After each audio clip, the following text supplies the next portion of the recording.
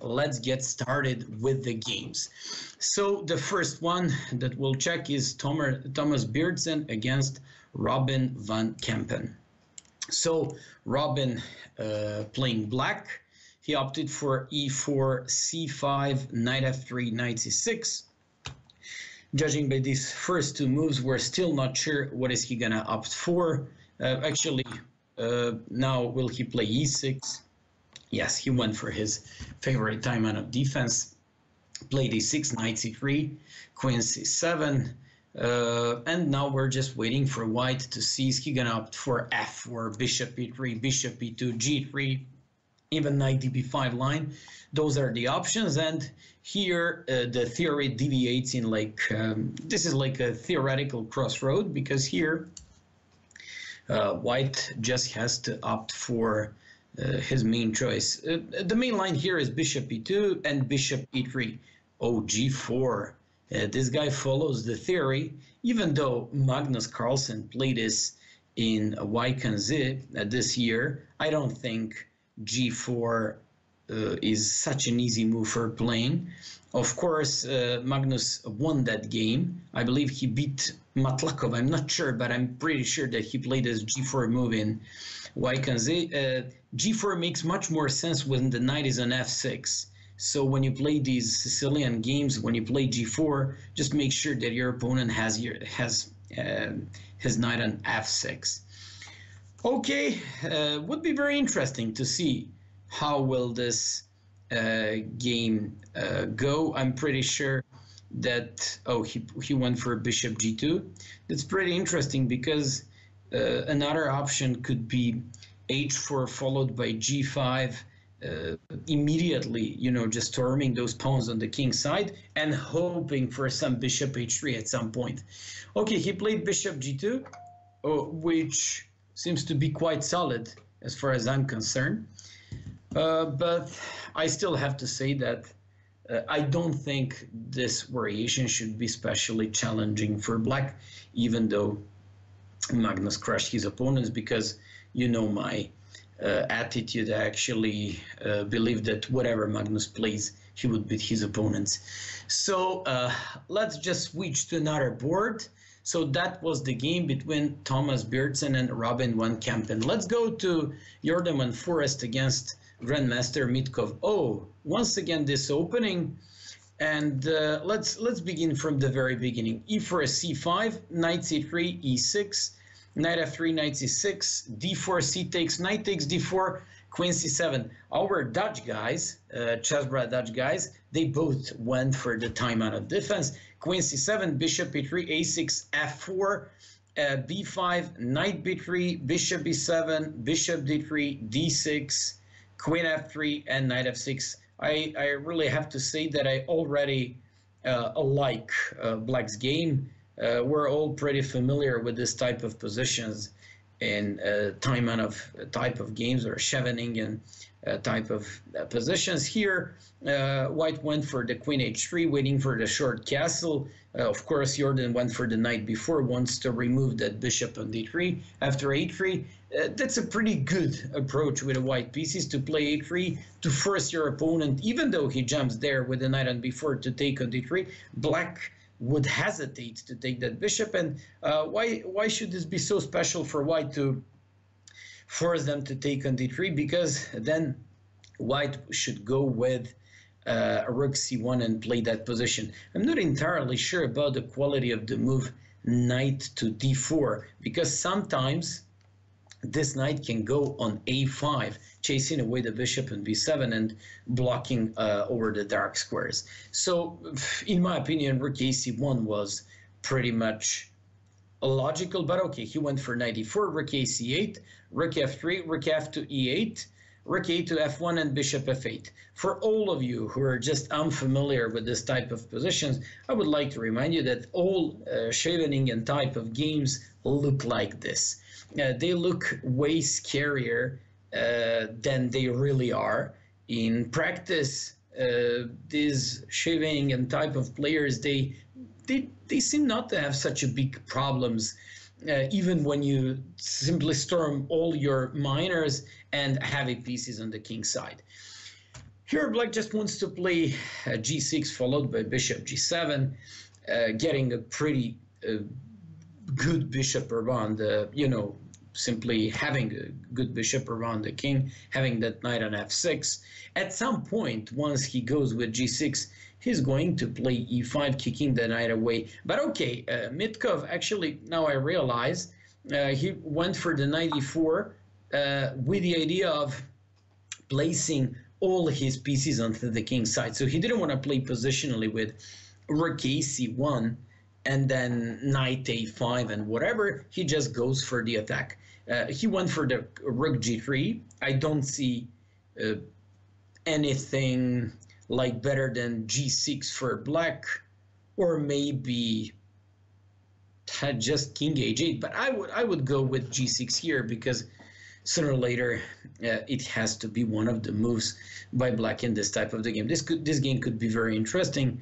Mitkov wants to attack our best Chessbrah competitor so far. And yes, he went for f5, e takes.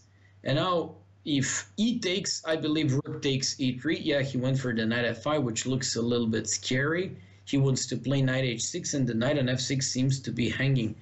This looks already very dangerous. We gotta follow this game.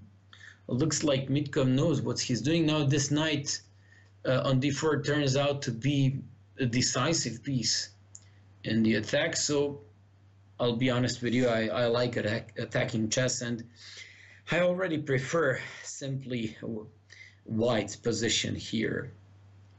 Okay, what can he go for? Probably king h8. Probably king h8, but on king h8, bishop d4 looks just terrifying. Also, yeah, this looks very good for white. I have to say, this looks very good. So turns out that his move knight d4, that at first glance I didn't quite. Actually, I thought he would go and play positionally that game with a rook ac1, but he went for like in a really savage way with rook f3, rook f1, rook g3.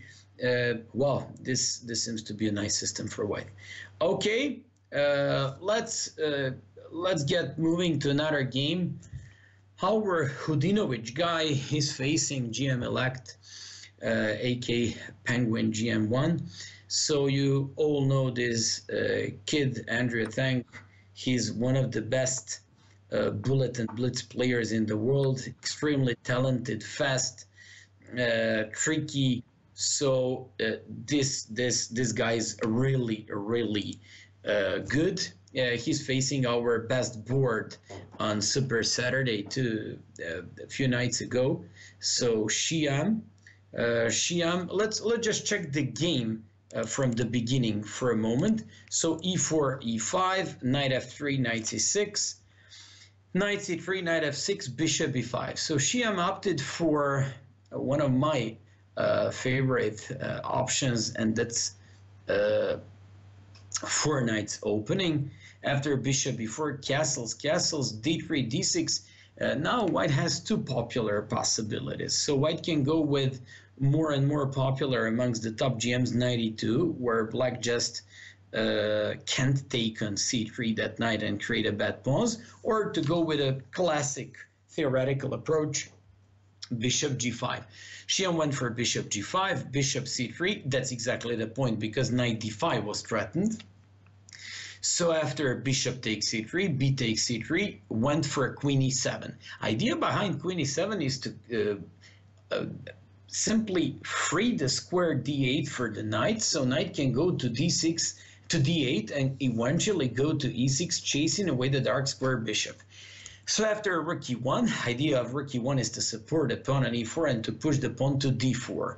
So after knight e8, d4, knight e6, bishop c1. This is just one of the options. Another option could be bishop to d2. And after c5, bishop f1. This is exactly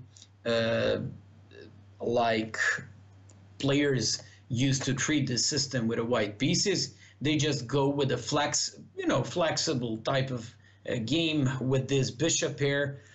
So I guess I know these positions very well since I played them myself and coached like a big number of students there. So white should play at some point a4, bishop a3, h3, rook b1, maybe some g3 to kick away the knight if it comes to f4. This is pretty good and flexible type of game for white. On the other hand, black also has a pretty solid game. After rook d8, g3, b6, a4, exactly what I said, knight h4. Yeah, that's one of the ideas in this system. C takes knight f5, capture there, and d5. This game really becomes crazy. E takes d5, and this just shows that Andrea Tang absolutely has no fear of fighting like such an open games, and it simply makes sense to play d5 since the rook stands on d8 and the opponent's queen is on d1. So this looks good. Once again, you're following match between Montreal Chessbrahs and Minnesota Blizzard. By the way, Minnesota won all their 3 matches so far, but after the Super Saturday, they were not like us. We're one of the winners, so it counts like we won that match. And they seem to be, even though they haven't lost a single match in a classic way, it's counted like they lost that Super Saturday and they lost 1 match. So knight takes d5.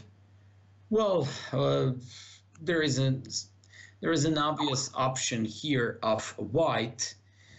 So simply, I believe in this position they should go, I don't know, c4 followed by d5. c4, knight has to move somewhere, and then white can just go for d5 next. So basically after c4, c4, even I'm not sure if white can take here on e5. That's exactly I was thinking about this move. He went for it. So this is pretty interesting. You know what? Basically speaking, the more this game gets open, it should be more suitable for white and just better for white. So it's pretty interesting. Okay, this game looks pretty promising for white. I believe it's still positioned with the mutual chances because his light squares are open, even though he's got a light square bishop. I'm talking about the king and g1. Black has some very annoying jumps like bishop b7, at some point moving these knights, knight g5, knight f4. Somehow, I'm just talking towards the king side. Okay, let's move on to the game between Michael Kleinman and Grandmaster Mauricio Flores. So Kleinman, we just have to check the opening. E4, a5, knight f3, knight c6. Kleinman played the classic Ray Lopez. And after all these moves, bishop a4, castles, rook e1, bishop e3, he went for the knight move h3, which is the main option for white, considers to be the most solid and in theory the most common. And black went for the knight b8. Knight b8, why do I have to say that knight b8 Breyer's variation became the most popular line for black. This knight goes towards the d7, bishop will go to b7, and pawn will eventually go to c5, fighting off the center. So after d4, knight bd7, knight bd2, bishop b7, bishop c2, rook e8. For all of you who haven't watched one of the previous broadcasts, I told you here that once Judith Polgar played against Pansky, instead of bishop b7, she just switched the order of moves and first played rook e8. I'm talking about, let's get back to move number 11 after knight bd2 by white. So if black goes with rook e8, and many people can do that against you, you just go with bishop f7, knight g5, knight e6, and trapping up the queen, and it's a smarter mate for queen. And that's how I won 2 games, even tournament games so far. So bishop c2, h6, knight f1, bishop f8, knight g3. In all these past weeks, you could have seen that this knight always ends up on g3, g6, b3. Why b3? Because at some point white wants to play d5 followed by c4, controlling strongly that center and just getting a very, very strong position. Okay, let's move on to the current position where Michael Kleinman played d5. I have to say that I like white's position. It looks very promising. It looks good. Knight on f3 controls e5. Knight on f3 can also at some point go to d2 and c4 if the knight d7, for example, at some point, not now, of course, closes, simply loses control of e5, h5. Okay, here, do you know what I like here? This knight on g3 seems not to do too much. Maybe knight f1 to d2, and knight goes to c4. From c4, it would control the queen side, it would hit this queen, and attack pawn on d6. So this is good. I kind of like this knight f1, knight 1 to d2, and knight c4 plan. Okay. And by the way, somebody asked me in the chat room, Maya, we don't do the reverse psycho this time. I'll try to be very serious tonight. And okay, it sounded interesting once, but let's just be very serious and let's just support our guys in the most serious way. Of course, if something goes wrong, I can always go with all good karma. So knight h7, he played bishop f1. Actually, he's taken the f1 square for the knight. Definitely bishop h6 here. You'd have to go with exchanging these dark square bishops. By the way, I just have to tell you, today I was watching the Eastern Division. Magnus Carlsen didn't play, but Wishy Anand took part. I'm very happy because Wishy is still one of the best players in the world, and it's always a big pleasure to watch him playing. His games are so nice, especially in rapid time controls. So bishop h6, Kleinman has a good position. Let's get back to first board, and let's get back to the game of Thomas Bjornsen and Robin van Kempen. So we stopped this game at 7th move for white, bishop g2. Robin played bishop c5, knight c6, b takes c6. Castles, Robin went for knight e7, king h1, and played d5. After f4, played short castles, f5, and stopped the attack by white, and an obvious threat by white with f6. So he went for f6, g5. This guy plays very aggressively. E takes f5, e takes d5, and bishop e7. Bishop f4, queen d8, g takes f6. I believe it's Robin's turn, and Robin has to take by rook on f6. It's so obvious. Position is, at least it looks to me, slightly better for white.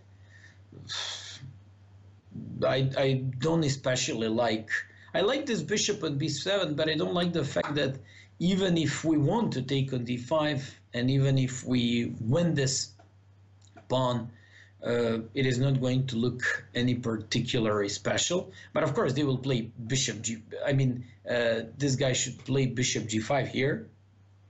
Maybe take on e7 and eventually take on c6. That's what I find pretty difficult. Oh, wait a sec. Maybe a bishop g5, rook g6, bishop e7, queen e7, d takes c6, a rook g2, and then c takes b7 does not work because of queen takes b7. Maybe then some queen d5, check, queen d5, knight e5, rook c2. Black looks good in that, or at least I don't see anything special for white. So bishop g5, rook g6, bishop e7, queen e7, d takes c6, rook takes g2, and if king g2, bishop c6, that would be amazing for Robin, I believe, completely winning. So a rook takes g2, c takes b7, queen b7, and then I don't see anything better for white but some knight d5 or queen d5. Okay, maybe I'm missing something because this looks very, very complicated. And let's see. Yes, he played rook g6. I like it. I like it, and I like the potential of this bishop on b7 and its crazy x-rays there. So queen takes e7 has to be played here. Robin is thinking. So let's just move to the game. Oh, actually, let's wait at one more move, because on d takes c6, I constantly keep talking about rook takes g2. Am I missing something there? C takes b7, queen b7. Why bishop e7? I don't particularly like this bishop takes e7. I would take by queen, even because probably he wants to control the c6 and wants to have a good... Okay, let's move to the game of Jordan Forrest and Mitkov. Wow, Mitkov is doing some great chess there. So we just have to stop. We just have to replete and go back to the 17th move. Rook a to f1, bishop f8, rook g3, and I also spoke about g6. That's so typical there, but f5, e takes, knight takes, h5 Jordan played, bishop d4, rook e6, and Mitkov played knight e3 positionally, grinding down his opponent, but this is actually not even grinding down, this is razor attack by white. Threatens the knight on f6, knight goes back to e8, and now he jumped with one knight on d5. Queen d8, knight to f4, rook e5, desperately giving up the exchange for the dark square bishop, knight g6, bishop e5, and he couldn't capture because of rook g6, queen h5. Yes, Mitkov won, and unfortunately, our only chessbrah who hasn't lost games so far, he's the guy who's just resigned here. So let's go to the game between Shyam and Andrea. Wow, Shyam's position looks good. Let's just once again go back to the move number 19 where he captured by rook on e5 after knight c3. Black is threatening queen takes e5, and also threatens to take the queen on d1, queen g4, bishop b7, and now it's Shyam's turn. I have to be honest and to say that I give him better chances in this position. Simply his position looks good. Bishop h6, even bishop f4 looks interesting, because knight cannot capture because of queen g7 checkmate, and the queen would be in some sort of... Yeah, Shyam is doing good. Shyam is doing good. I very much like his game, his active style. I remember him ever since he was a kid, and when we were used to play like really tons of bullet and blitz games, he was always very creative, resourceful, and always full of interesting ideas and such openings. Okay, so his position looks good. I like it. It certainly looks, yeah, he went for my bishop f4. He went for that move. He now threatens rook takes. Does he threaten rook e6? He actually threatens, if nothing else, he threatens rook c5 for sure. Rook c5. And if pawn takes, you take the queen. If knight takes, queen g7 checkmate. If he moves the queen, then you just take on c3 the piece. So this looks good. Shyam's position, it looks really great. Just like Hamilton says in the chat room, Shyam is continuing to dominate, and he's really doing great. Don't forget, he made 7 out of 8. He made the best result in the Complete Super Saturday couple days ago, and he really proved his class there. Today it's going to be way more difficult for him because he was only playing fourth board, and players from the fourth board, he's going to have a chance to face some GMs here, but he's already facing one and he's doing great.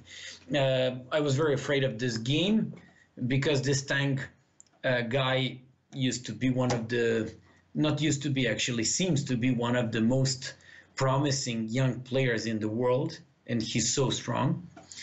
But I like this game so much, and this looks really great for white. Okay, we'll get back to this game. Let's go to Kleinman game against Flores. Wow, Kleinman is doing some good stuff. Let me just see if I'm seeing this properly. Kleinman is a rook. Oh no, he's rook down. I thought he was winning. Sorry, I didn't see that there was not a rook in that position. Let's just check what happened there.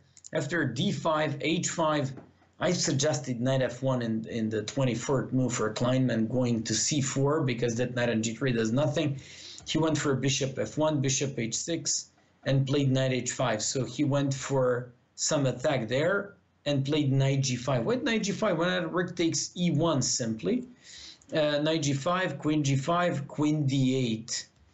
Queen f4, bishop c3, and this is what I usually say: don't sacrifice unless actually not unless you're absolutely sure what's going to happen, because it's always way easier to play games when you defend, because in most of cases you just have to make the only moves and it's not so difficult, while when you attack and have like tons of possibilities, you just have to calculate like an engine. Let's go to Kemps's game. Obviously, Kleinman is lost. Okay. Wow, Kemps is... I'm talking about Robin and Kemp, and he's also having some problems.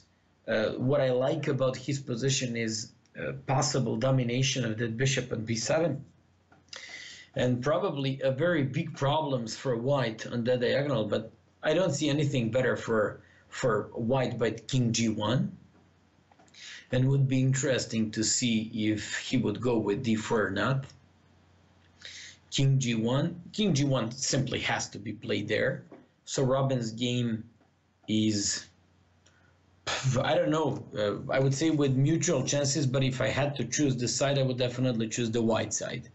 So I'm just trying to say that he still has some chances there, but white seems to be in control of the game.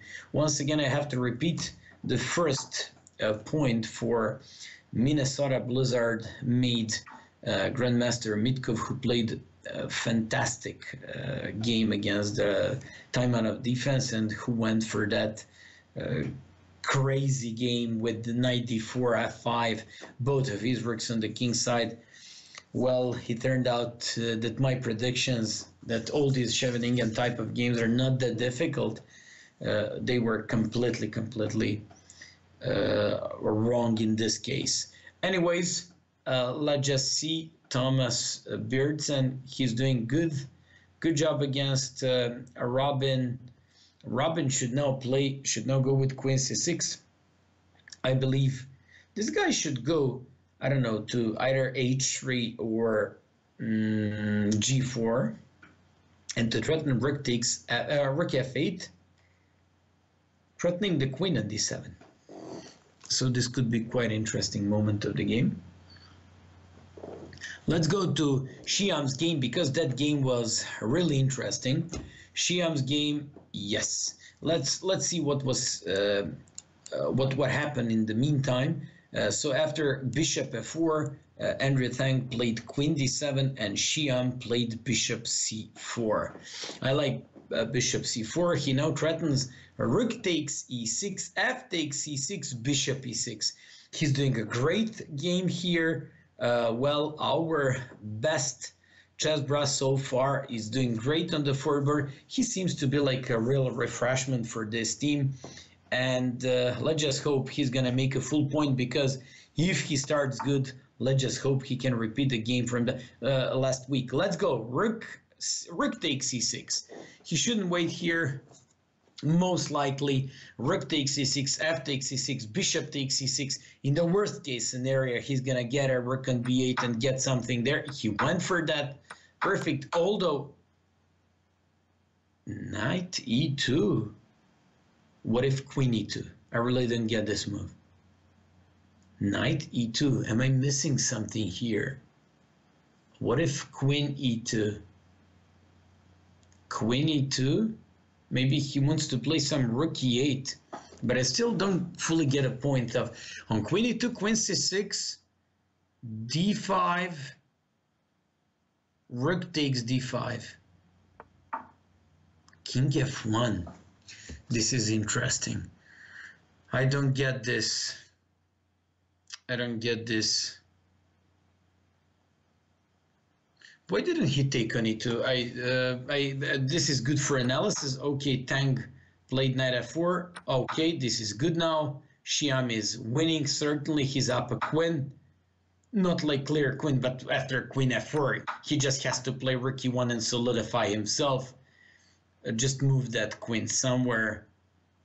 Play g4, for example, and just properly defend the knight. And this should be the first win for the Chessbrahs. Let's just see what's going to happen. Don't forget, this kid is like one of the best bullet players in the world. Almost on all sides, he's got unbelievable strong ratings. In g6, queen e5, and knight h6 checkmate. And now he should just go with d5. Come on, Shyam, let's go. D5 probably. In case of g6, queen e5, knight h6, queen g3, okay. So this looks good as well. Maybe. Okay, it's time to start pushing these pawns, and Shyam is gonna win this. I know the guy. He won't miss this one, and let's just see if I'm going to put a curse on our players again with my he's gonna win or not. But he absolutely looks winning here. Knight h4, for example, and everything is winning. He's doing a great job. 50 seconds left. I repeatedly keep saying, like, don't forget he's one of the best bullet players, Tang, because it's important, because don't hope that he can lose this game on time. Rook f2, king e1, exactly. He now threatens on g6. Rook has to come back to f6 and knight c8. This is now completely. Okay, looks like this is going to be the first point for us tonight. Rook e7 and queen somewhere, and that's it. Okay, match didn't go the way I expected in the first round. Rook e2, very solid. Yeah, exactly. Okay, queen e3 here, for example. Exactly, to threaten queen h6 and queen e5. Queen e5 here, and black resigns for sure, because he can't stop rook f7 now. Rook f7, and exactly winning the... Nice win for Shyam. Congratulations. Fantastic game. Tactics was great. Oh, wow. Kleinman drew the game against Flores. And finally, let's see Robin van Kempen. Wow. Robin van Kempen lost. Let's just see what happened in the game of Kleinman against Mauricio Flores, because it really looked crazy. At some point, it looked to me like Kleinman just went for the rook sack because he was hoping just do it out of desperation. So let's go back to the 30th move, where he sacked another exchange. Rook takes c3, b takes c3, bishop g7, threatening queen h6. And after g takes h5, wow, look at this. He's like, at the moment, he's 2 rooks down, and the pawn on c3 that in 2 moves could be another queen. So queen h6, this one, queen h8. Oh my goodness. Are you serious? He's 2 rooks down, and he played queen h7. Well, at some point, this even looks dangerous for white. King e8, queen g6. Wow, we're lucky. We're lucky because he managed to managed to win, not to win, but actually to make a draw in this game. The second round is about to begin, so let's go. Robin is white against Nikola Mitkov. Robin is very big favorite in this game. Robin went for lately his favorite English opening: c4, e5, knight c3, knight c6, knight f3, bishop e4. Why does black play bishop e4? Black certainly wants to play like you have all those Rosalima openings in Sicilians and Armenian systems with bishop e5. Here, black does the same, wants to take this knight on c3 and just wants to weaken the pawn structure. So, bishop takes c3 is idea by black. White has to play knight d5 in this situation. Then e4 might happen. So this is quite an interesting order of moves. Knight e5 and e4.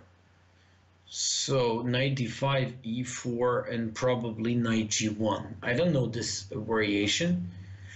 Or just queen c2, trying to play solid. Yes, he went for queen c2, exactly. And now d6. Now he can play a3, forcing the matters, and somebody offered draw in this match.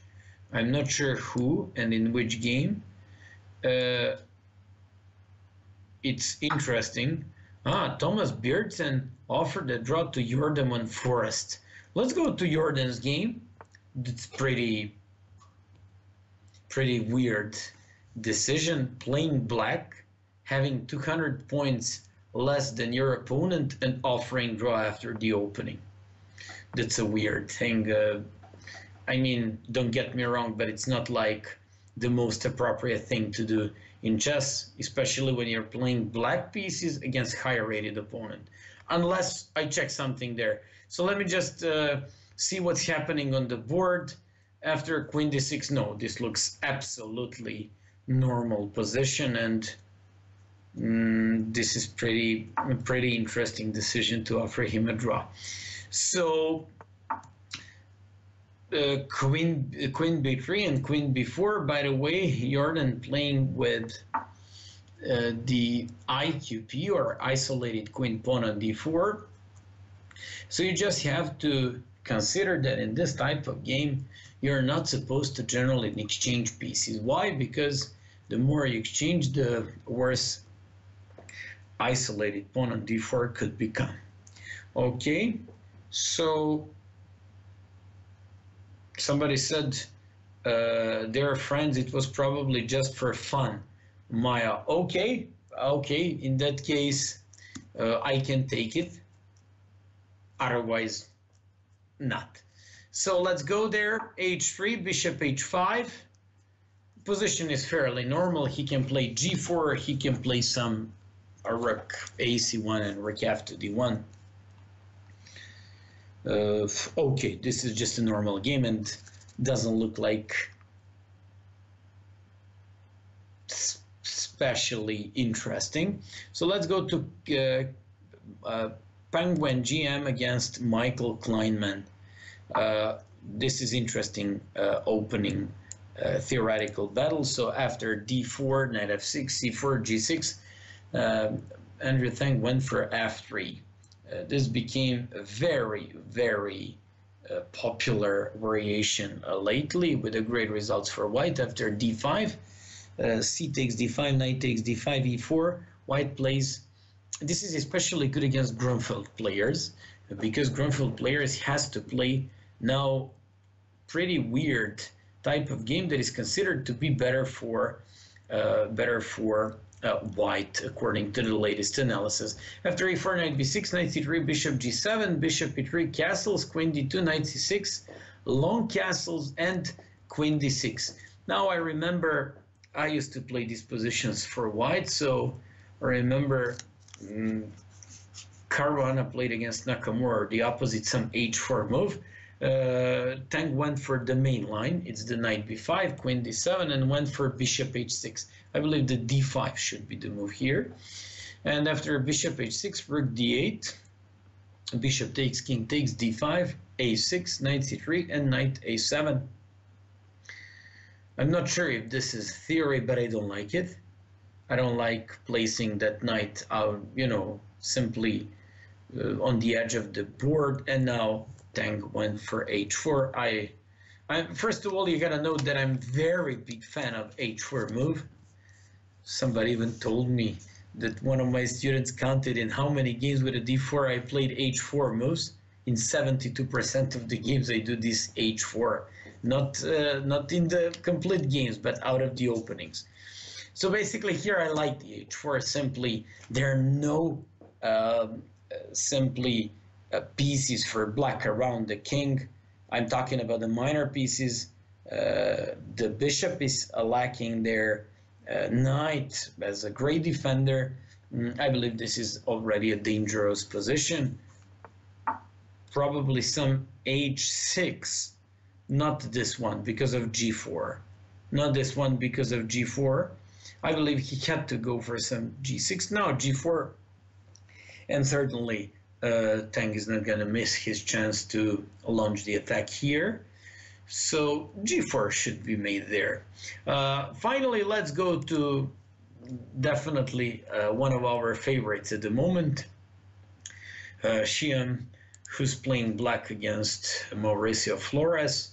d4, knight f6, c4, c5, knight f3, knight d4, e6, knight c3, a6, e4, queen c7, and they started with English opening. They went into the Sicilian can opening. Then they transposed into Hedgehog. So like they made a complete mix of different kinds of openings.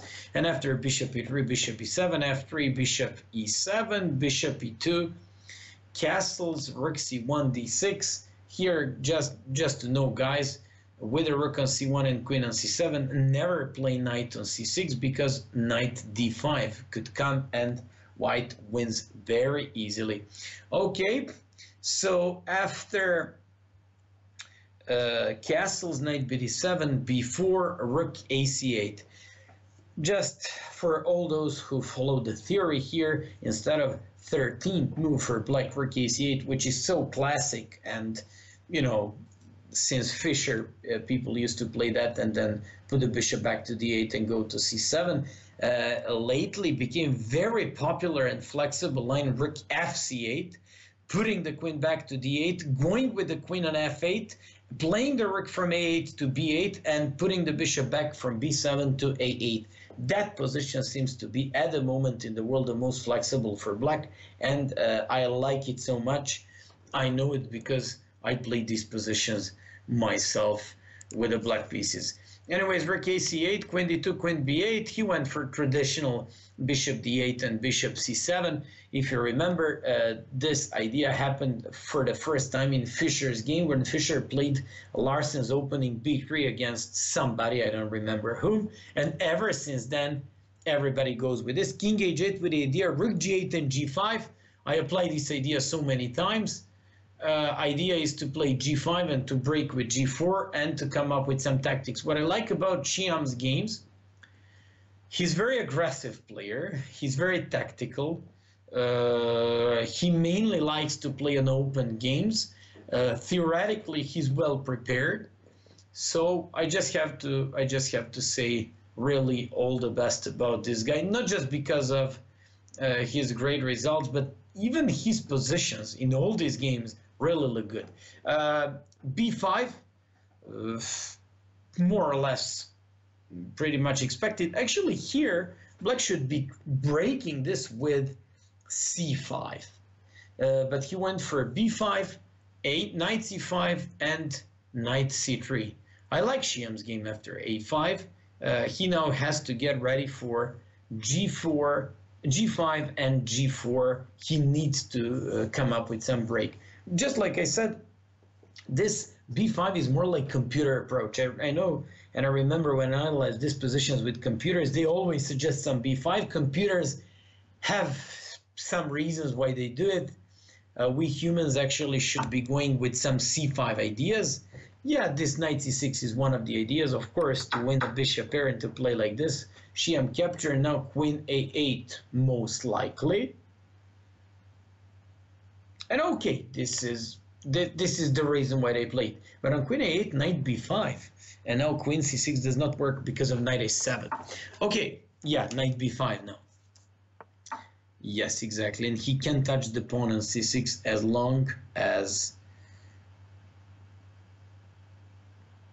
Yes, maybe bishop b8 here could be interesting. Or rook d8. Bishop b8, I like it also. I like it also. He did it, and this is looking good for him now.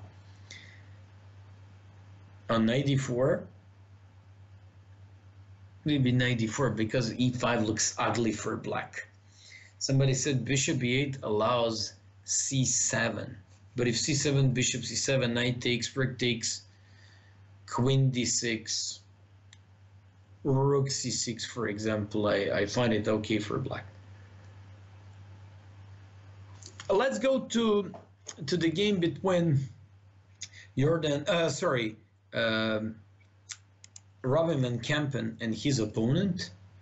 Robin, we stopped at queen c2, and after his opponent played d6, fourth move I'm talking about, e3, knight g and e7, a3, wanted to win the bishop here, bishop c5, b4, bishop e6, bishop e2, castles, a6, rook to d1, wants to kick off with d4, bishop g4, bishop e2, h6, h3, and knight a4. White seems to be better. When I recently had a conversation with Robin, I asked him, how come you, one of the best theoretically prepared players in the world, to start playing c4? He said that he's studying a lot lately, not on chess actually, he's attending university and classes there, and he doesn't have time so much to follow like the latest theory, and now he finds that the English opening and like pretty easy positional ideas for white, this just seems to be way easier for playing than following the main theoretical paths in the world. But okay, this is good. This is good. For example, I like his position. He seems to be better here. He's looking for redemption in this game because he lost first game. On board, he lost, and just on a paper, he lost against their weakest guy. It's the Dutch IM, Bertsen. But okay, right now I like his game. I like his space. I like his center. And Robin's position seems to be absolutely fine. Okay, so let's just take a look at, for example, here. Let's go to the game of Jordan and Forrest and Beardson. Oh, Jordan is, I thought at the moment that he was up a pawn, but he's not. So we'll repeat the moves. The move where we stopped was queen b3. Then this guy made queen b4. Jordan played h3, bishop h5, g4, bishop g6, and went for knight e5. I said that after knight e5, f takes, knight d7, f4, queen b3, and bishop c2. During this broadcast, I told you that he's not supposed to exchange so many pieces in these positions because he doesn't seem to be particularly special for Alpine players, because they have to go for attack in this type of games. So, okay, bishop f3, rook b8, bishop a7. Oh, he probably missed this bishop c5. Oh, I'm pretty sure he missed this bishop c5 because his position seems to be okay here. Looks like at this moment he had a pretty good control of the game, but for some reason he played bishop a7. I don't like this move.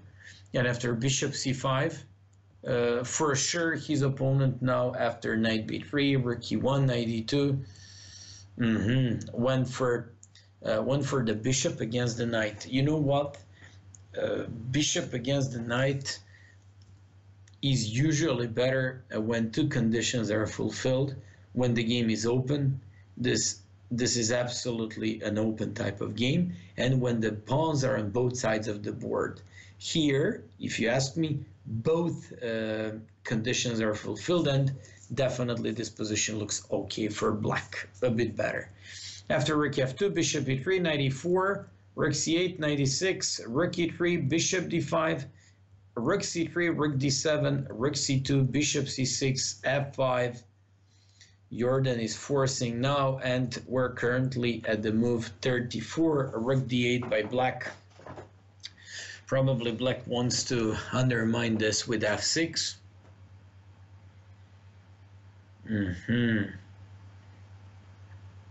Well, I'm just trying to give a proper assessment of this position, but this seems to be pretty okay for, this looks better for black. This definitely looks better for black. I even believe not slightly, but maybe even much better for black. King h2 was the last move by Jordan. This Thomas Bjertsen guy, he's not only beating up our highest rated players in our team, but both of these guys are Dutch guys. So he seems to be a well practice for the Dutch players, and especially for the Dutch players with high ratings, 26 and above, 2600 and above. Okay, so knight f5. Jordan comes up with some tricks, wants to play knight e7. I like this move. To me it looks nice. Because knight e7 followed by knight c6. Yeah, this looks okay. Let's go to the game between Flores and Shyam. Flores and Shyam. I'm very interested in that game and things there. Let's move to the move number 24 when Shyam played bishop e8. Somebody in the chat room suggested c7 and he was right. After bishop c7, knight c7, rook takes c7, rook takes b6, rook c6, rook c6, queen c6, queen a5, and Shyam seems to be down a pawn in this game. He seems to be down a pawn in this game. We're looking at a final position after 34th move by black, h6. Well, with the bishop here, with a pawn up, this definitely has to be a better game for white. Although there is one good thing about this position for black, it's the fact that this knight blocked these broken, isolated pawns on c4 and a3. But definitely, if I could choose, I would definitely take the white pieces here. Pawn is a pawn. Okay, we'll get back to this game. Let's check the game between Michael Kleinman and Penguin GM. Wow, that game is already finished. We have to check what happened there. 15th move h4 by Tang, and after h5 he went for g4. I immediately told you it's extremely dangerous. He wasn't supposed to defend that with h5, but if he wants to do something, he has to play h6. It's known in theory. After g4, rook h8, g takes. Looks ugly. I mean, if you have to play this move, this has to be bad. At least take by rook. G takes, knight e2, queen d6, knight d4, went for d takes c6, knight c6, rook g1, knight takes c6, queen g5 threatening the queen on d6, and queen g7 check with a rook winning, rook d8, queen e5, and that was pure demolition by Andrea Thang against Michael Kleinman. Let's move to the game between Kempsey, Robin Van Kempen and Nikola Mitkov. Robin is better. He's safely better in this position. But what I don't like about his game is a pretty weak position of his king and the broken pawns. We do have time, so let's move to the 14th move when Robin played d4. His opponent captured e takes d4, e takes d4. This is the moment where we stopped, and his opponent went for d5. Robin captured c takes, a takes, and played bishop b5. That was probably a crucial moment of the game. If he doesn't play that, like simply if he goes back with the knight on c3, probably white would go with, black would go with bishop f3 followed by knight takes d4. So Robin had to take on b5, bishop f3, g takes f3, and now queen d7, king h2, rook a b8. It's Robin's turn. I'm not okay, he probably should be a bit better in this game. I keep looking at some moves like bishop d3 that would stop knight f5 by black. but that would also stop some knight g6. He takes on c6, knight takes c6, and rook a c1. Okay, so let's see what black has got up his sleeve here. So does he want to play knight e7, or just, yeah, knight e7 he has to go for. So this is pretty interesting. Okay, this looks okay for white. Knight d8, wants to go with knight on e6 and f4. Nice move, d5. I like it so much.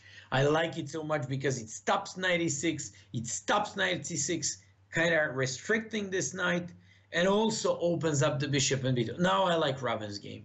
Now I like it. You see what one move can make in chess. I believe if black just played knight to e7, position would be unclear. Maybe a bit better for Robin. I'm not entirely sure. Maybe unclear. But this is now really good. Now this d5 I like a lot. Probably black has to create some sort of barrier and play at some point f6. Oh, now rook g1. Let's go, Robin. Let's go.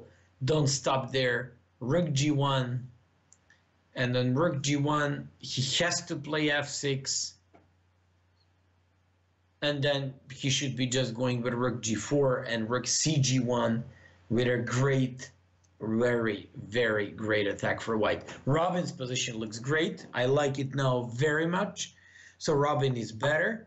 Let's move to the game between Jordan Van Forest and Thomas Bjergsen. That game is important for our team. Jordan is down opponent. He's just the game drawn by repetition. So I was criticizing his opponent, but it was a friendly draw for in the beginning. But he was absolutely right because they made a draw anyways. Let's move on to the game to Mauricio Flores and Hudinovic, or our Shyam guy.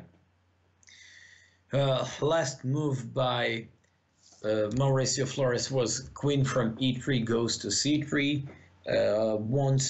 Does he want to take on, or maybe he just wants to play queen b4. Yeah, white needs to remove this knight from c5. Knight on c5 seems to be a great blocking piece, and they just have to move this knight with either queen a5 or queen d4. Okay, queen c6. Somebody said draw is a good from the position Jordan had. I believe Jordan was lost that game, absolutely. So king g1. Now Shyam should play e5. He should not wait. Yes, exactly. This position looks defendable. Even though he's down a pawn, his knights are doing fine. Light square bishop is not entirely and not fully open, so this looks pretty much okay.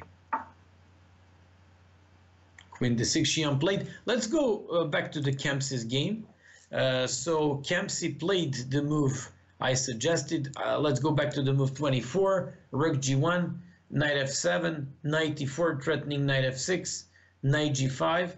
He played rook to g3, queen f5, and now it's Kempen's move.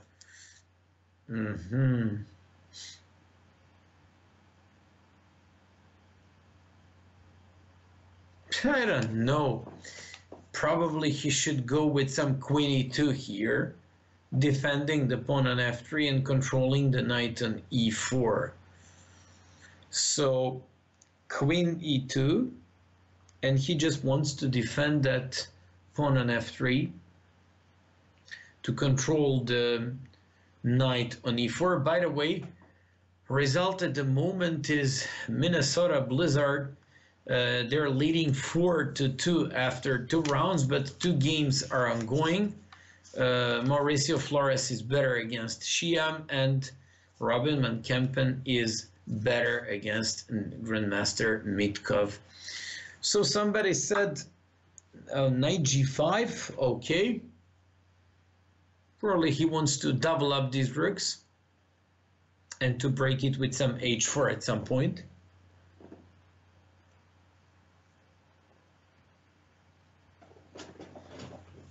The real question is, should black capture by h-pawn or by f-pawn? Now bishop on b2 seems to be open. So 6 pawns against 5 pawns, which means we're down a pawn. Sorry, Robin is up a pawn, but his pawns on h3, f3, and f2 are not the healthiest pawns I've seen so far. So he played h4. Yeah, I like it. I like what he's doing. Hansen is wondering what he's doing, but I actually like what he's doing. He's gonna play now, for example, queen g6. He can also double up these rooks on the g file. I like Robin's idea with the h4. So queen g6, queen g6 looks nice. Looks nice. Okay. I like Kempen's position. So queen g6 with the attack there.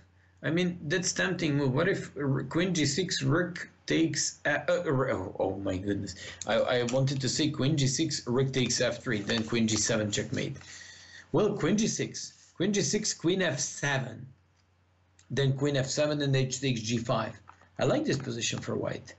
Let me check what's happening in... Yes, h takes g5 he played. Why not queen g6? That was such a nice move. Yeah, okay, let's just briefly check. Oh, rook f3, huh? Rook takes f3. This now looks pretty unclear to me.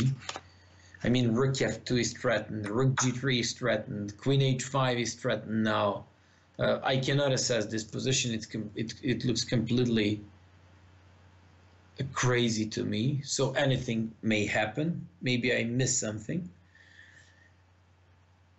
I don't know what if queen h5. I don't know what if... Okay, rook f2 is definitely bad because of queen f2, rook f2, and then you should be going with rook g7.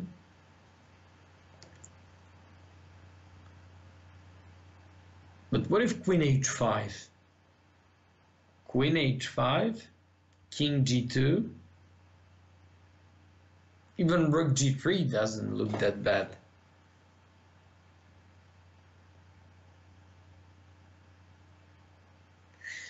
So if rook f2, queen f2, bishop f2, rook g7, rook f1, and that should be okay for him.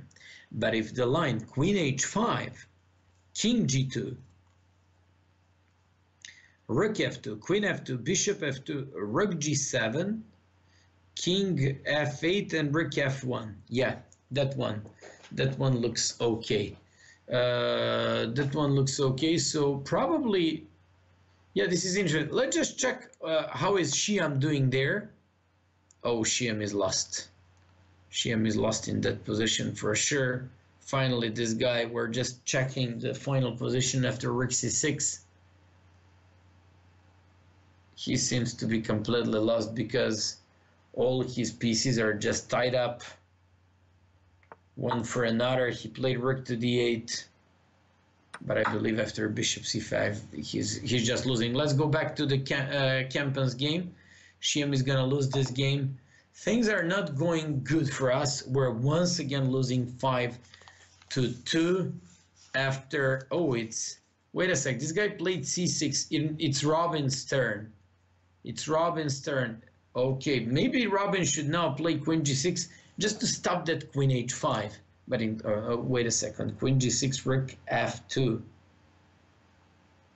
But then maybe some king h3. No, he can't play like this. No. So a rook takes f3, queen takes f3. Also doesn't look particularly special here for white. Well, if you ask me, this is another completely crazy game and anything can happen here. This absolutely doesn't look that special for white. He played rook f1. He defends this pawn on f2 finally. But now I believe rook from b to f7. Yes. And now, can he go with some? He's on 3 seconds left. h7, okay. And queen g6. Play that queen g6, so let it be. Exactly. He threatens at least mate in 1. Bishop g7. On rook f2, rook f2, rook f2, king h3. No. On rook f2, king h3. So the guy cannot play queen h1 check. On rook f2, king h3. So not, I wanted to say rook f2, rook f2, rook f2, king h3. Yes, exactly. That's good, because he's now threatening bishop g7 with checkmate. This is going good for Robin now. He's threatening bishop g7 mate in 1. Oh, I like the king h3. Yeah, this is nice move. This guy, they're just causing a big headache to me for commenting tonight, because they're all playing crazy games with a lot of calculation. Hey guys, it's 1 a.m. here, so please have some soul. Bishop d4, rook takes f2, rook takes f2, take on d4, take on d4, simplify the game exactly. And let's see, what is he gonna go for here? He has to play faster.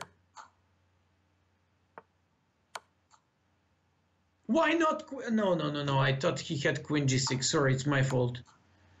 Go for the perpetual check and be happy with a draw after this crazy game. This is weird. After like 2 rounds and 8 games, our situation is not good at all. We're losing 5.5 to 2.5. Pretty bad.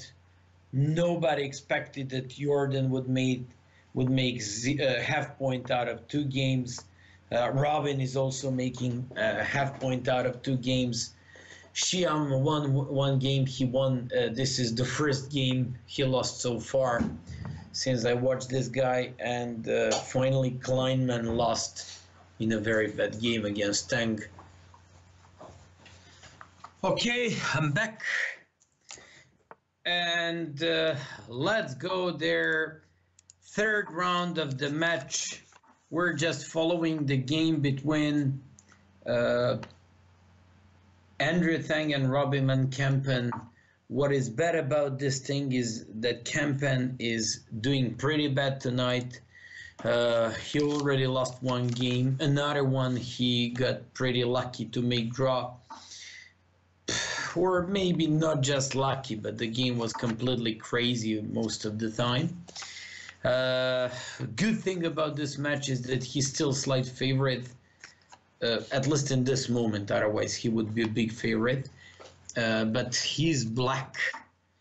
Although, let's just hope that he can recover and win when it's the most important. Okay. So let's go. Andrea Tang against Robin van Kempen. They just played a weird opening. This is considered to be okay in the theory for both players. White has like some outposts to hope for, like e6, like f4. On the other hand, black also has like c5, e5. So this is pretty interesting and unclear game. An interesting here could be to take on c3 and to play c5. I'm just thinking loud, but maybe that was extremely stupid what I suggested, but I'm not sure. 97, okay, not specifically interesting game so far. Castles, but okay, this game is pretty unclear. Somebody said we need some wins. We definitely need some wins, believe me. I'm putting all my energy and hopes in our guys. This is the 4th week, actually 5th week in a row. Actually 4th week, but we already played 5 matches, including those Super Saturday. And it's not going well like it was going the last year. Last year we simply won all our matches. Who managed to crush us? That would be like, wow, these guys are really strong. But this year everything goes way more difficult for Chessbrah. Uh, why is it this way? I don't know, but let's just hope it can be way better than this. We're just watching, actually, you are just watching the match between Montreal Chessbrah and Minnesota Blizzard. Minnesota is leading 5.5 to 2.5. This is the third round of this match. We're analyzing the game. Robin Van Kempen against Andrea Tang, and your commentator tonight is Miodrag Perunovic, international master from Serbia. Okay, let's go. Tang played Queen D2. We're just going to wait for, I believe, he will have to play C5 here. He has to close the center, otherwise I don't like entirely this, actually especially this pawn on D6. So I would go with some C5. On the other hand, I pretty much like White's position. White can go with Rook A to E1 and F3 and to play normal game. But okay, let's go now to the game between Mauricio Flores and Jordan Van Forest. Jordan opted for Queen's Gambit accepted, so D4, D5, C4, D takes, E3, Knight F6. I consider that E3 at this point, third move, is not like the most appropriate order of moves for White because of E5. And that's why I believe that Kramnik and others do first Knight F3. Anyways, after A3, Knight F6, Bishop takes C4, E6, Knight F3, C5, castles, Knight C6. The main line in theory here for Black is A6. Not Knight C6, but he went for Knight C6, D takes, Queen D1. And this is pretty fine choice because now we're watching we're actually analyzing the move 14 after Knight B4. I like his opening choice because he lost first game, he drew second game, he had lots of troubles in both of games, and now he's Black against their, just like I said, on the paper, according to ratings, the best player tonight, Mauricio Flores, GM 2530, and he probably just wants to equalize here. So equalizing here, this should be pretty good result if other guys just push hard. Okay, so Knight B4, this position looks fine for Black. As far as I'm concerned, this looks okay. Bishop F6, G takes F6. Jordan's game looks okay. By the way, don't forget, Jordan last in not Super Saturday, actually in the last match when he made 3.5 out of 4, he made some really magnificent and showed some magnificent endgame skills.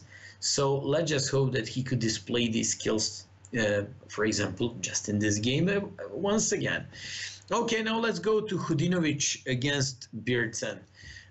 This game could be very important.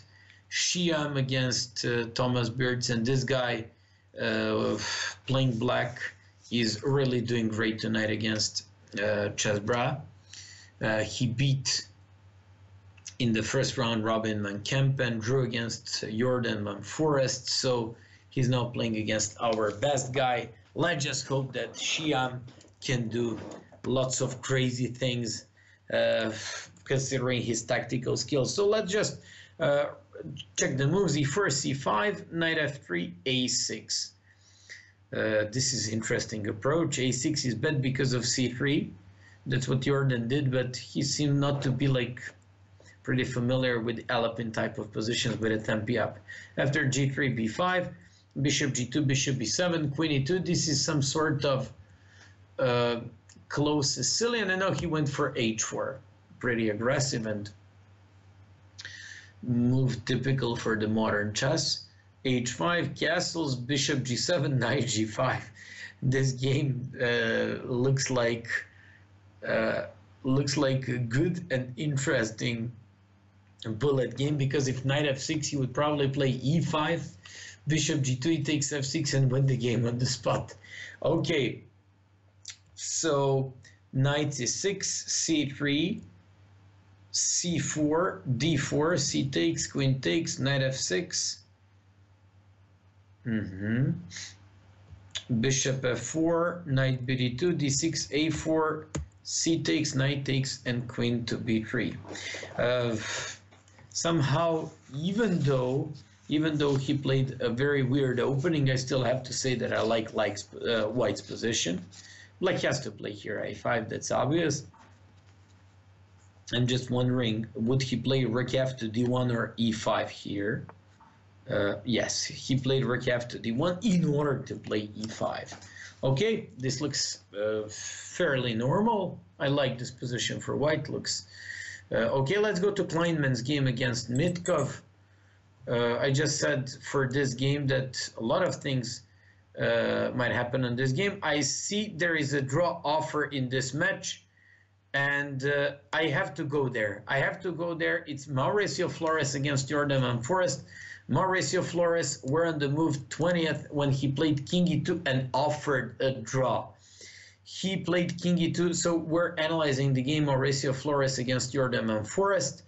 20th move, he played king e2, offered a draw, and Jordan played knight d5 and rejected a draw offer. I believe this is quite a good decision to reject a draw offer at this point, because position is not entirely open. And also pawns are kind of broken, which definitely suits more tonight.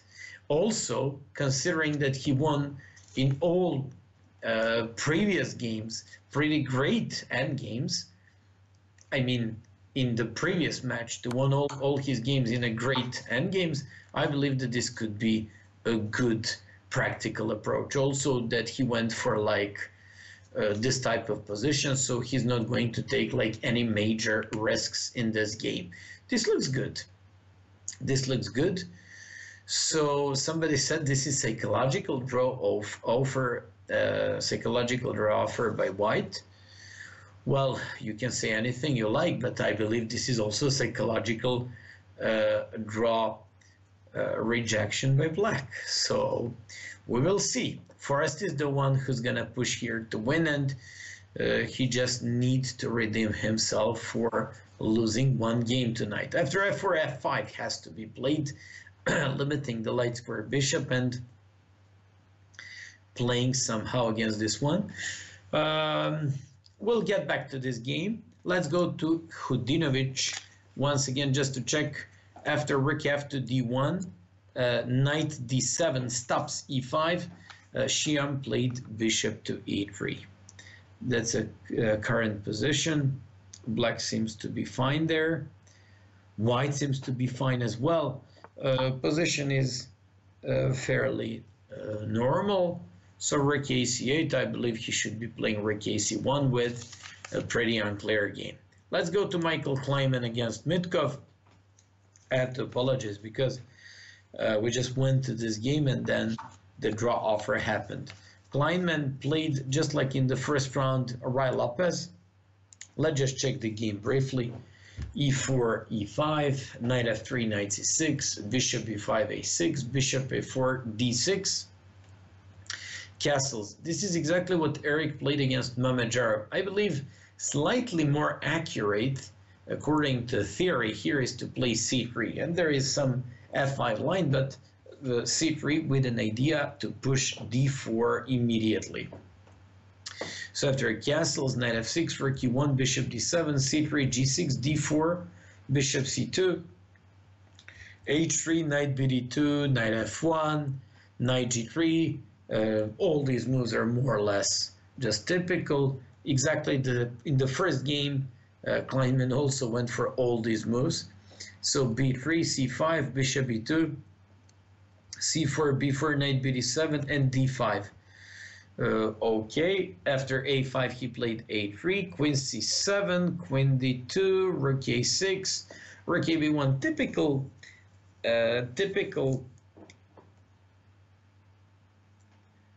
Rai Lopez type of game with a lot of maneuvering, pretty boring for spectators.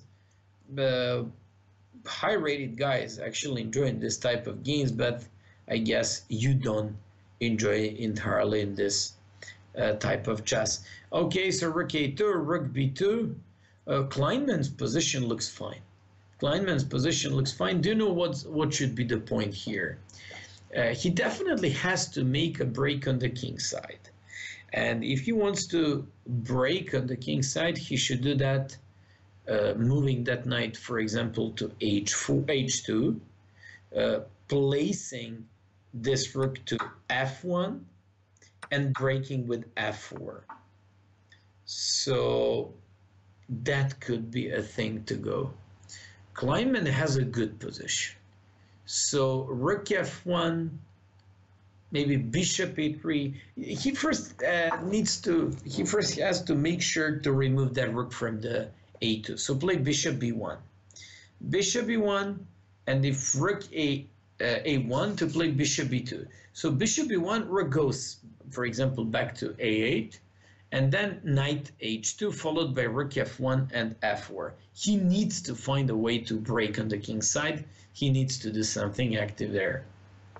I also told you that a lot of things could depend on this game, because if Kleinman does fine, anything can happen, considering the fact that Jordan is pushing there with the knight against the bishop.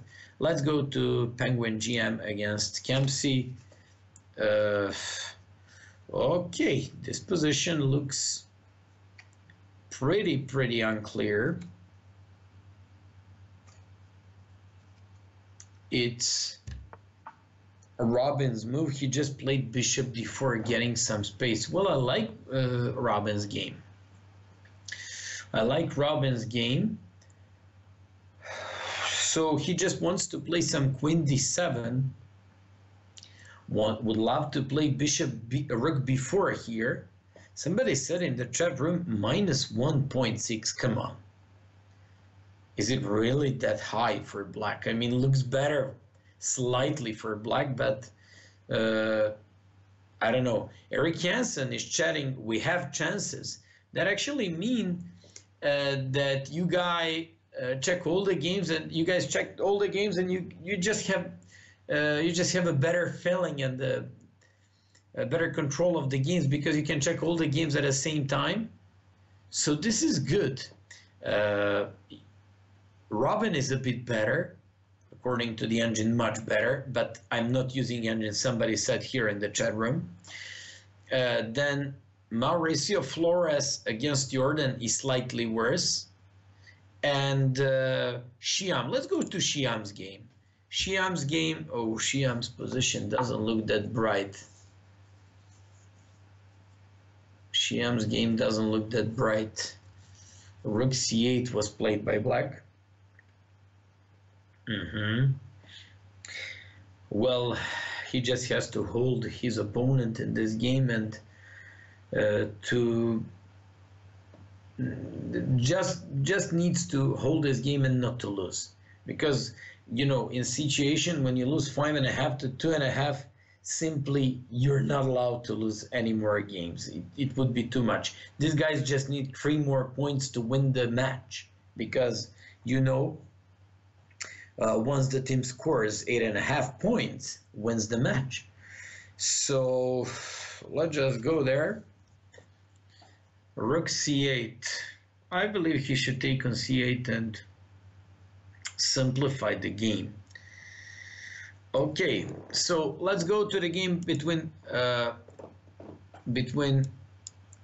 Mauricio Flores and Jordan. Oh, I like Jordan's game now. I like Jordan's game now.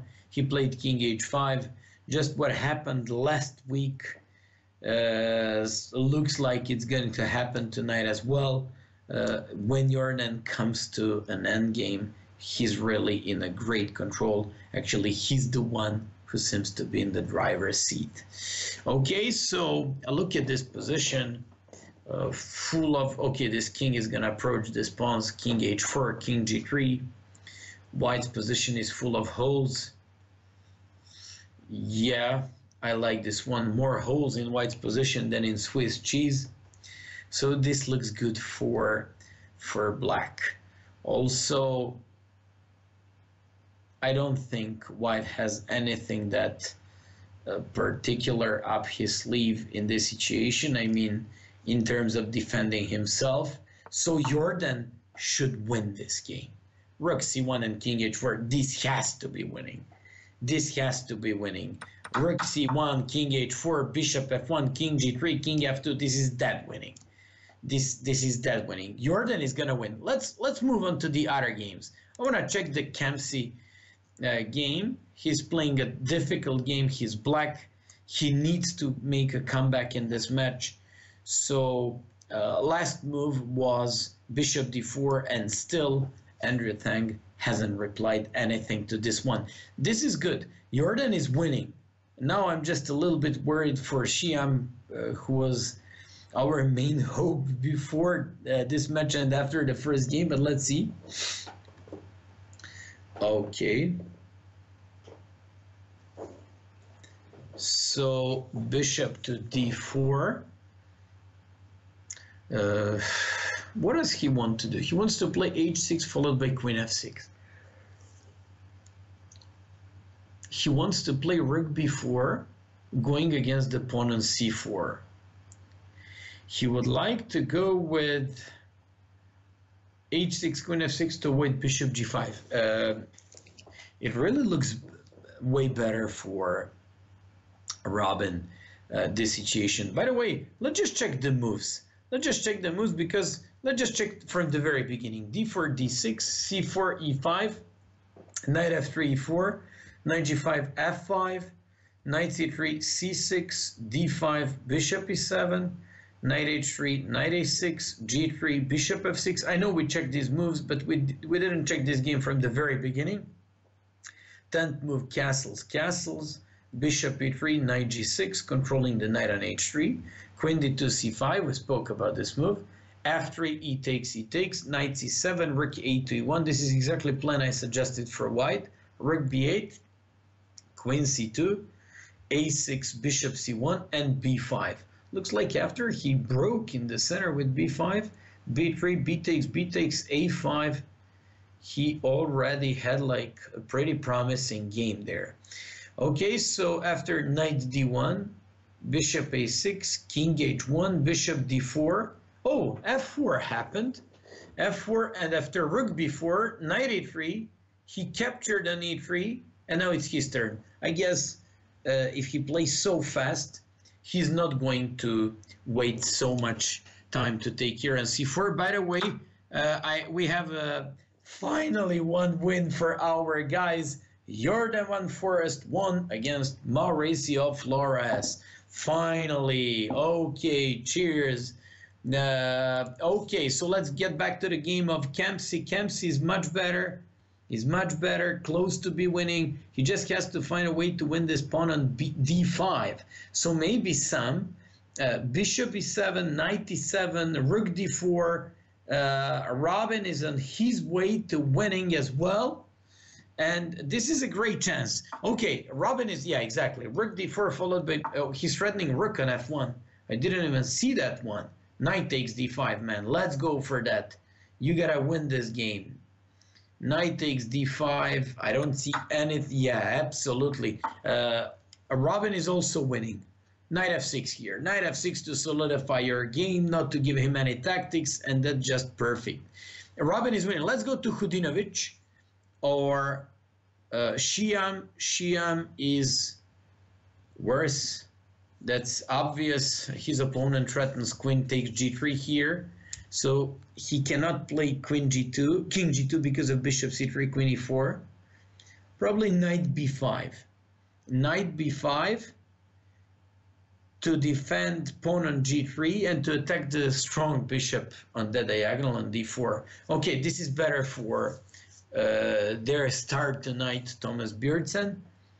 Black is definitely better in this situation. But not much. I believe after knight b5, this is defendable game. Okay, he played knight f4. we'll see what's going to happen. Mitkov against Kleinman. Kleinman has game in control. That's important. That's important because he just played bishop to a3. He's not supposed to force in this game so much. Position is fairly normal. I don't see any problems on any of these sides. He probably has to find a better way to maneuver his knights, probably to exchange the rooks and to, I don't know, this looks roughly equal. This looks roughly equal.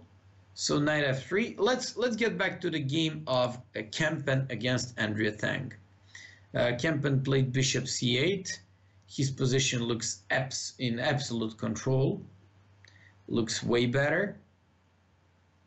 And we really need to see one win by Kempen so he can be fully prepared for the last round and the crucial part of that match. By the way, we just won the game in this third round. Of course, Jordan Forrest playing endgame beat Mauricio Flores playing black, which is really great.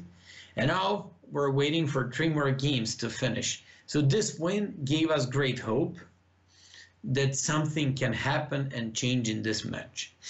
Okay, we're just analyzing the game between Tang and Robin van Kempen. Robin playing black. If I was in his place, I would never play this bishop c8, but I'd go with knight f6. But that's why I'm poor I am, and Robin is almost 2700 GM. So knight g5. Okay, still knight f6. Still knight f6. Nothing special, and this looks good. Okay, you're watching a very intense Atlantic Division of the Pro League 2018. 5th round, Montreal Chessbrahs against Minessota Blizzard. Right now, the result is 5.5 to 3.5. We're analyzing the game between Tang and Kempen. Kempen has this game in control. Could he finish off his opponent? And that would be a really great thing here. So at the moment, Kempen can or cannot take on e6. I guess cannot take. So probably Robin should play some knight before to remove that knight from hanging there and to go with the knight on d3. Probably should go with some knight before. That's why I told you that playing bishop a6 was a little bit risky decision.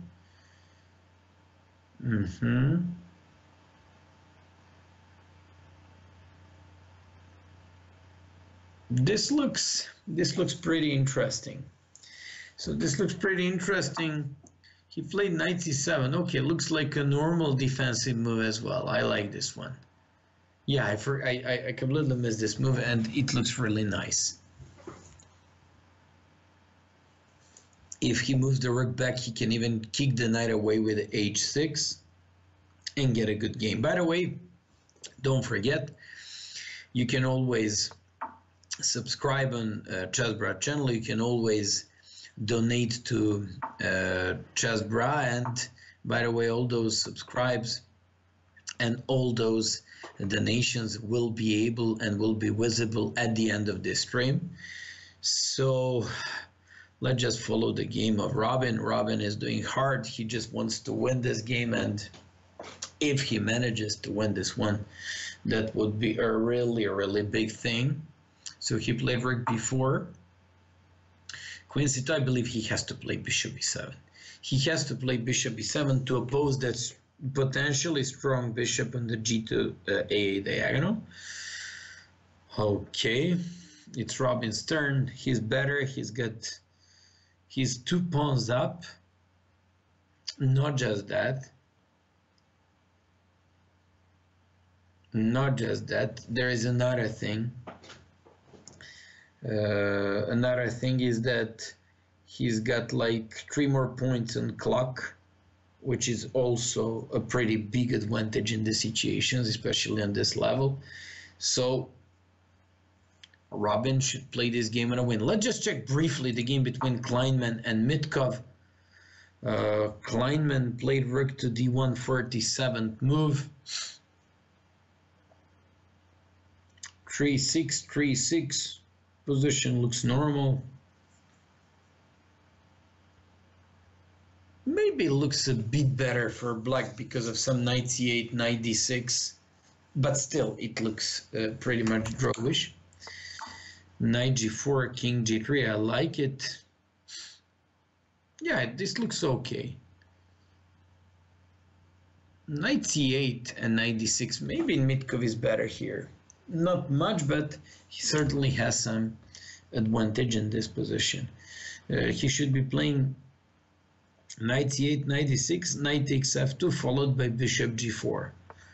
And this should be better for white. He played king g7. Well, Kleinman is only 4 seconds left. He played bishop c2.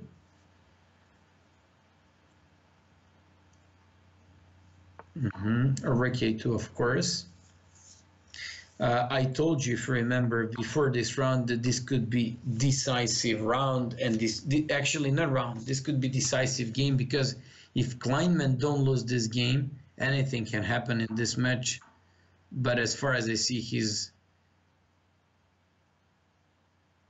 I was about to say he's going to lose because of rook e2, but rook takes c2 and rook takes f2. Rook takes c2, king f3, rook takes f2, king f2, knight g4, and then our rook on c1 and our bishop on b1, they look just so bad. Rook b2 he played. That's very weird. Why not king g2, man? Why not king g2? Kleinman is lost.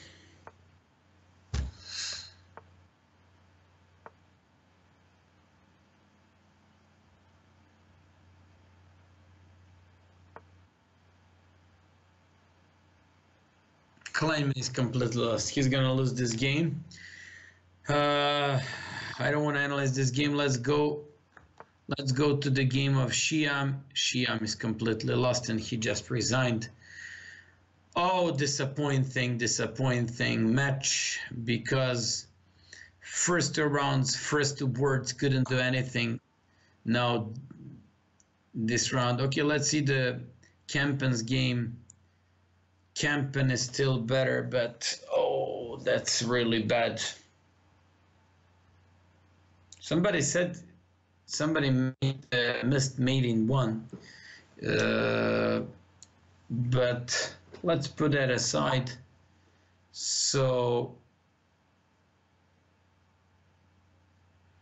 Kempen is still up 2 pawns. He's defending very, very, like persistently the whole game. Andrew Thang is coming up with some interesting stuff. He's got these 2 great bishops on these 2 diagonals. For sure, Kempen definitely missed much better chances there and much better position, but his game still looks better. But with this knight on h8, a little bit weak pawn structure around the king, knight on d5 that could all the time go down. This doesn't look that special. What if he takes everything and then he takes on f5 by queen?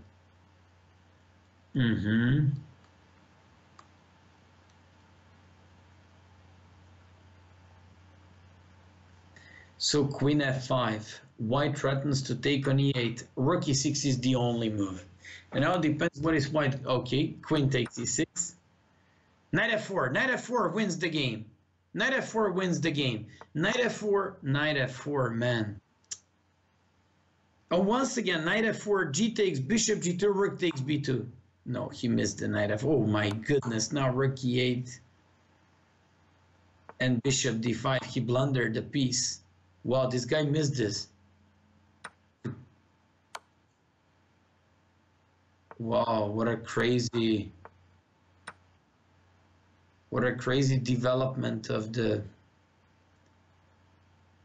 events in this game. Oh, if Robin loses this position, then this is really bad. If Robin managed to lose such a great position, such a great game, he was up 2 pawns. Uh, he just had to solidify himself on time.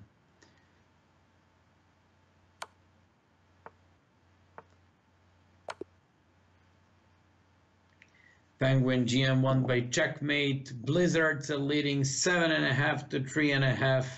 Okay, you're watching the match Montreal Chessbrahs and against Minnesota Blizzard.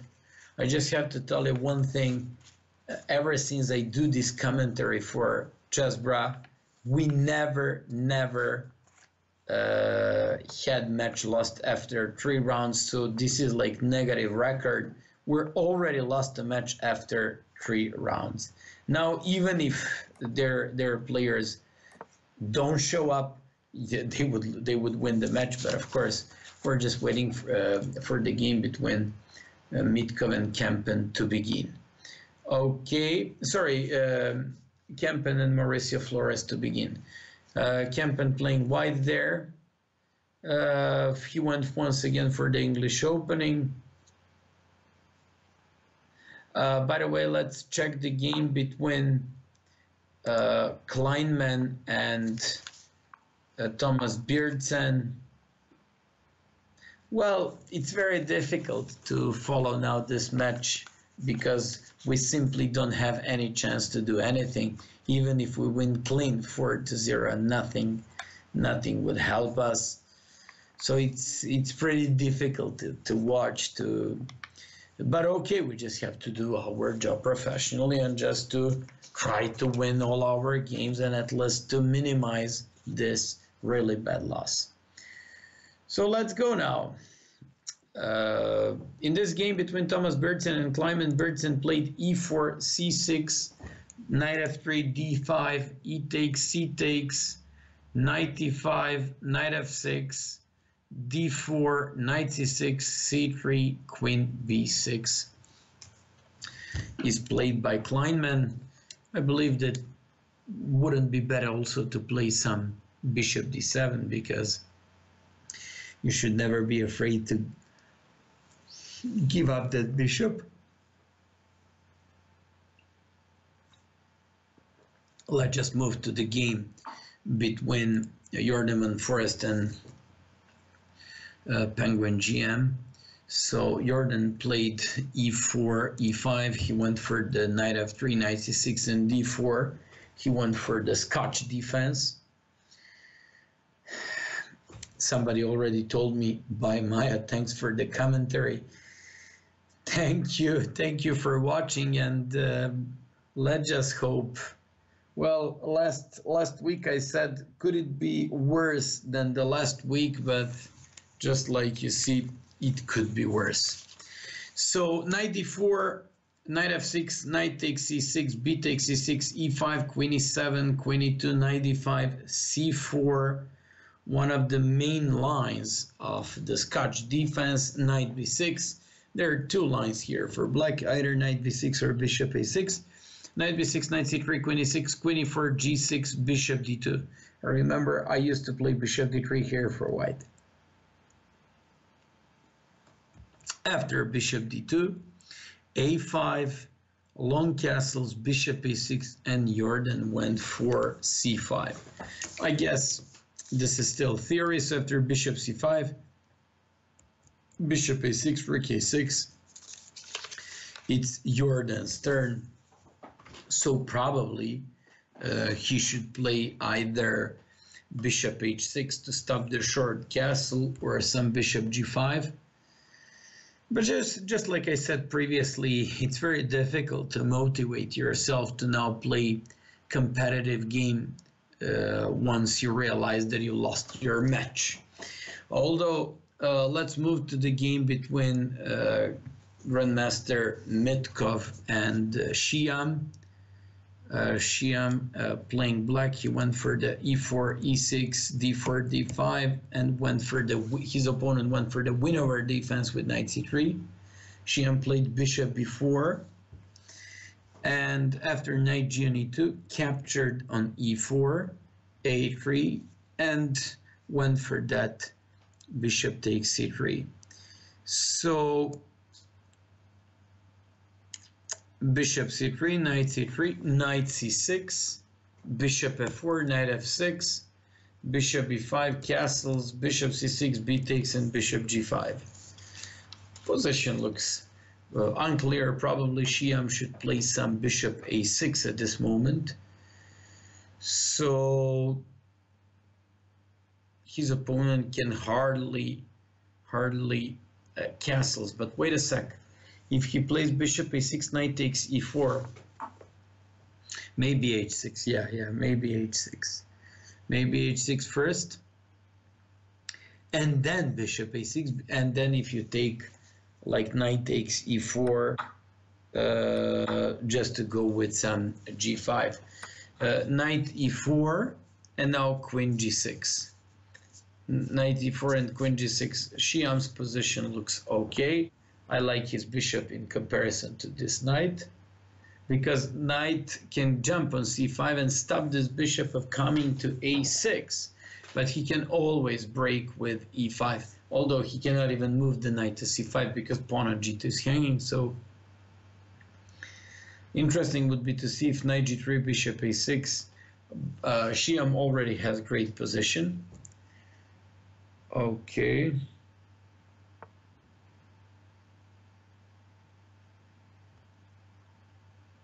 Queen f3. Okay, rook b8 followed by some bishop b7 and c5, for example. So rook b8 or a rook to d8. This looks okay. Okay, Shyam's game looks good. Let's go to Kleinman against Beardson. So we just up to the moment when he played queen b6, seventh move. Bishop d3, g6, castles, bishop g7. An interesting move maybe here was bishop f5 to provoke his opponent to take on f5 and to attack along the g file. So after bishop g7, knight c6, b takes, rook e1, a5.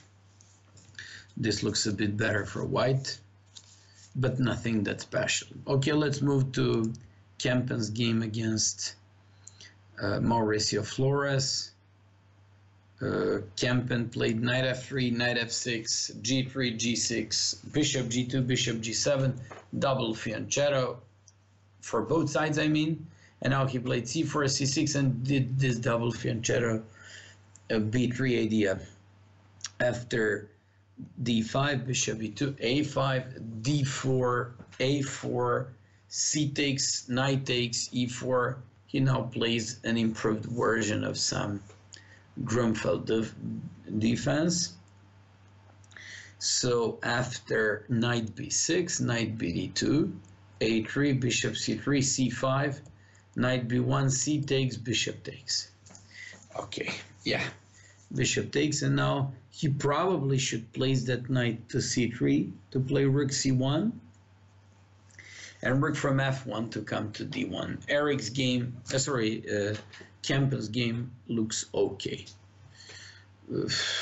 Let's go to Mitkov against Shyam again. Shyam played at e5, and now I believe his position is significantly better, because after d takes e5, the game is just open, and the real thing is, should he play some bishop a6, or he should do something else? And somebody made a draw offer.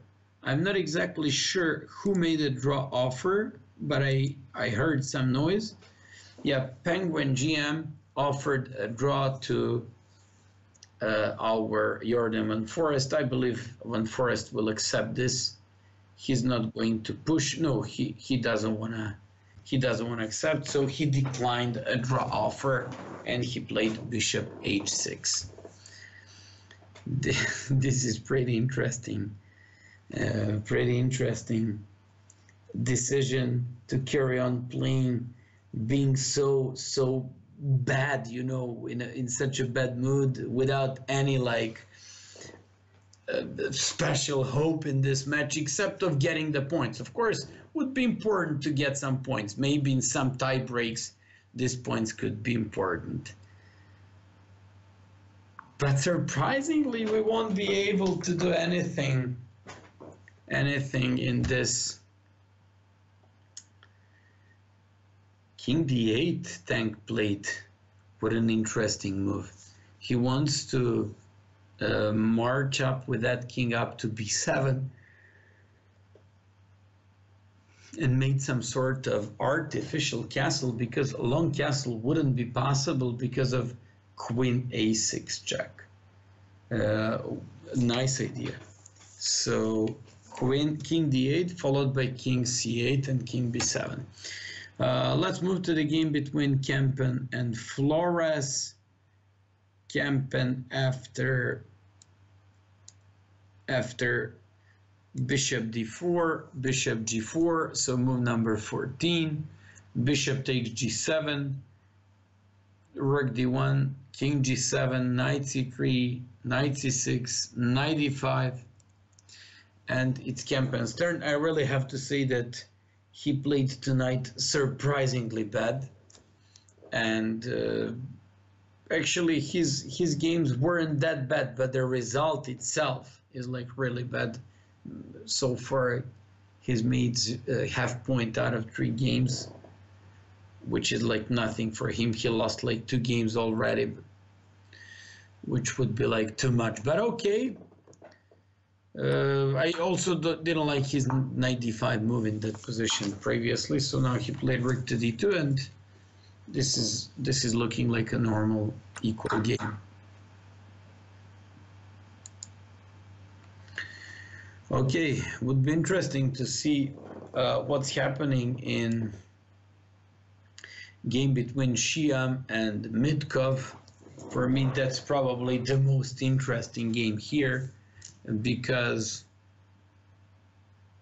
can his opponent make castles here? Looks like very difficult. So bishop f5 or bishop g4 for black? Bishop f5 or bishop g4? But the only problem is that it's white's turn. And can white play short castles? No, because b2 pawn is hanging. So they have to make sure to defend this pawn before they take any specific action in that game. b4.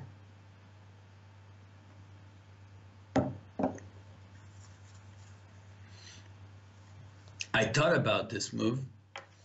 The idea is to absolutely minimize activity of the black's rook. So after b4, he just completely inactivated this rook on b8, which is a fairly normal idea, but also it weakens a little bit this white structure. Somebody asked why didn't Eric and Hambo played? Well, you just have to understand. Okay, Eric had a great appearance in Super Saturday. Hambo didn't make like result we all expected from him, because he's in great shape. He just won a GM title and he made 3.5 out of 8, unfortunately, and we all know that he deserves and can do much better. Eric also didn't play that good until the last Saturday, but before that he wasn't that good also. He, for example, last year he only lost to Carlsen, to Wesley Son, 1 more game. Today he already lost like more than, you know, like 5 or 6 games so far. So we don't have Terminators in our team like Li Chao and Caruana last year. And Caruana didn't play like anything that special last year in couple of matches, but still it means a lot when you have a guy who's not going to lose his games, because he would mainly make draws out of those games. And you always had Li Chao, who was just smashing his opponents without any problems. Okay, today we just, and by the way, asking why would we have these guys in the team? You had Jordan, who so far made 3.5 out of 4. You had a Robin who made 2.5 out of 4. Believe it or not, it's one of the better results in the team before this round. Then you have Shyam, who on Saturday made 7 out of 8. And finally, you have Kleinman, who's an IM and who definitely starts to play better, or just to play like he did last year, but we're still waiting for him to put in the second gear. So we're analyzing the game between Nitkov and Shyam. The only move is queen takes e4, knight takes e4, and probably some a5, but this also,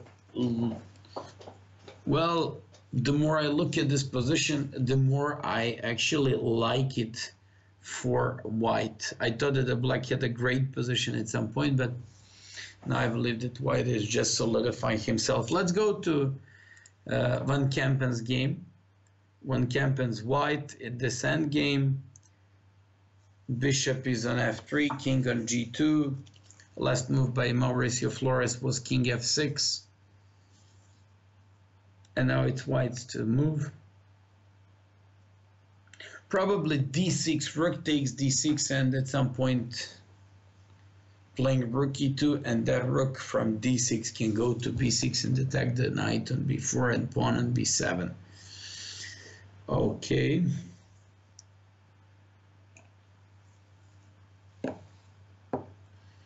Somebody said, yesterday my soccer games lost in the cup after being 2-0 in the lead. Today the Chessbrahs, not a good week so far.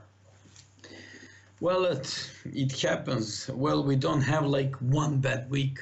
We have like 4 bad weeks here. And unlike, yeah, d6, I was expecting this one. Unlike the last year, somebody said Šarić has good score, right? Only played first week. I guess he cannot play because he was probably away playing some tournaments or so. I'm not entirely sure, but somebody should check and let me know.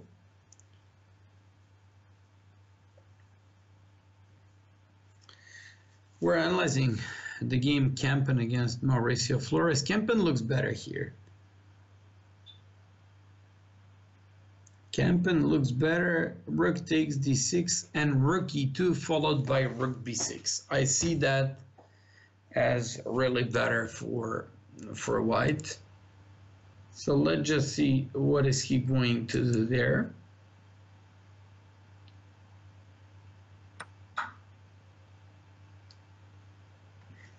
Okay, takes d6. Robin should take on d6, of course, and play rook e2, controlling the second rank. And let's see if he's gonna go for rook e2. Exactly, nice. Now he's got a game in control and he's better. Kleinman against Thomas Bjergsen. Thomas Bjergsen made a great appearance tonight. I read about that guy that he played some pretty good round robin tournament where he missed the GM norm for half a point. That lately he's just doing great, that he put all his hopes in becoming GM. And if he continues to play like this, he's very close to become GM.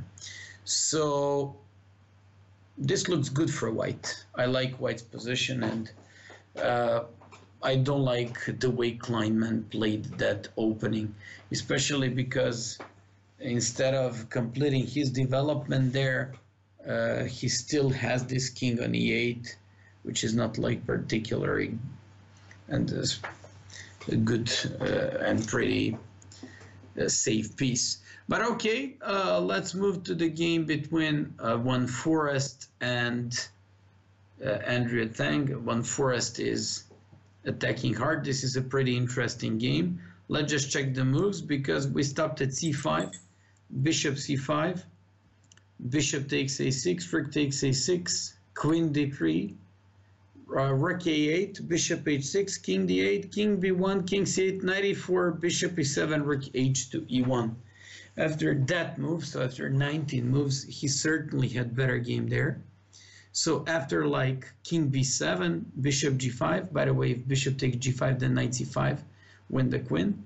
Rook b8, f4, bishop b4, a3, bishop f8, king a1. King c8, knight f6, h6, bishop h4, and we're just looking at a final position where I just have to say that I like White's game. White seems to be better here.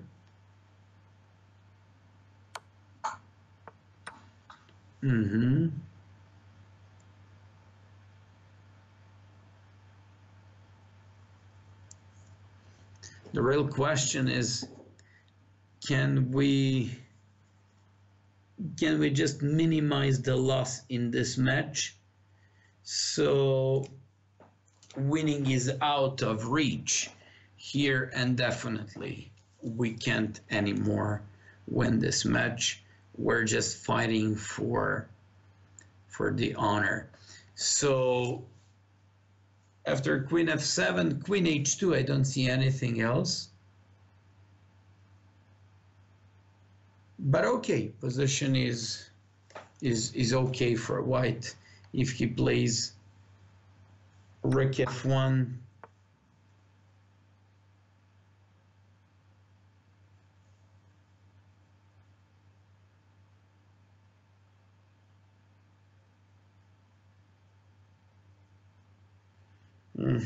rook b1, controlling the b2 pawn and just getting more or less normal game. Okay, queen d6. Let's just check the game between Kempen and Mauricio Flores.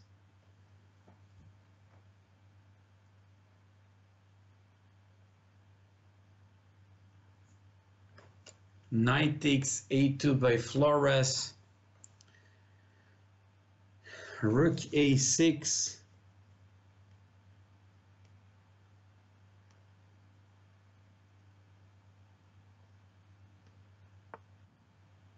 Why rook c8? Why not knight takes a2, rook a6? Yeah, but okay.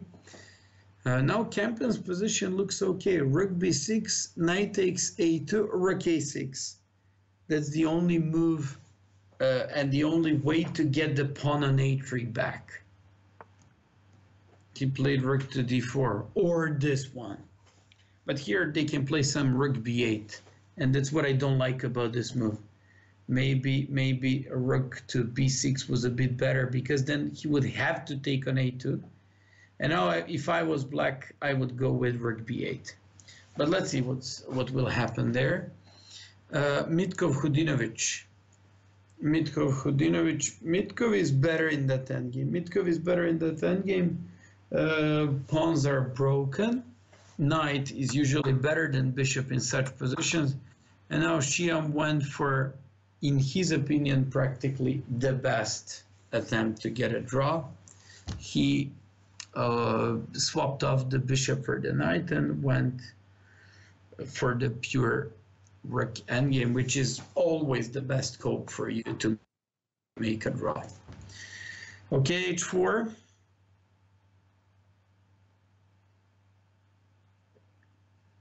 He's getting some space, not allowing this king of coming to g5 and penetrating into the and across the fourth rank.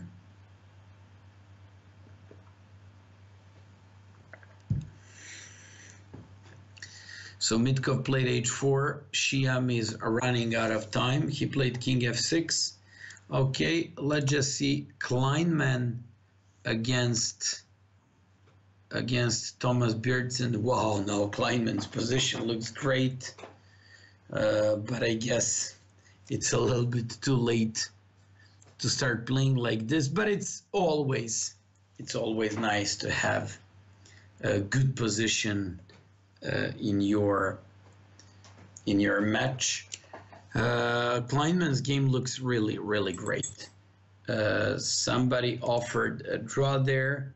I'm not sure who did it.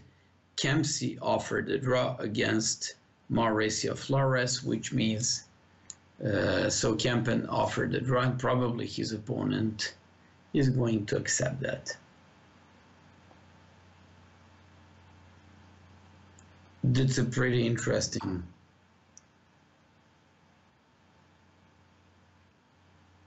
Yeah, they're going to make a draw, and now he's going to play rook to d4 and keep repeating the moves. So the game between Robin van Kempen and Mauricio Flores has just been drawn.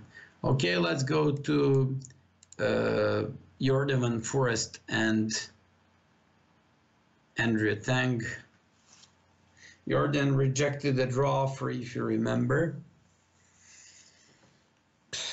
And Andrea Tang went for the last move was, let's just check from the 31st move, Queen f7. That was the moment when we checked this game last moment. Queen h2, rook b1, queen d6. Yes, this is where we stopped. And now rook e7 by white. And after rook d8, went rook b on e1. Very, very risky. And after rook b on e1, rook takes b2, rook c7, king b8, queen e7, and it's Tang's turn. Correct me if I'm wrong, but what do they have if they just go with queen to d2? I really don't get it.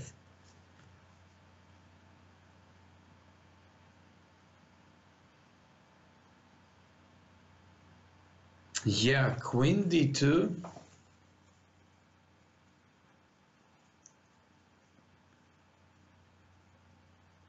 Somebody said queen d4. On queen d4 I can play queen e5. No, I can't. Yes, I can. But okay, this is winning. This is winning for black no matter what. Queen d2, exactly. I was wondering, what if this?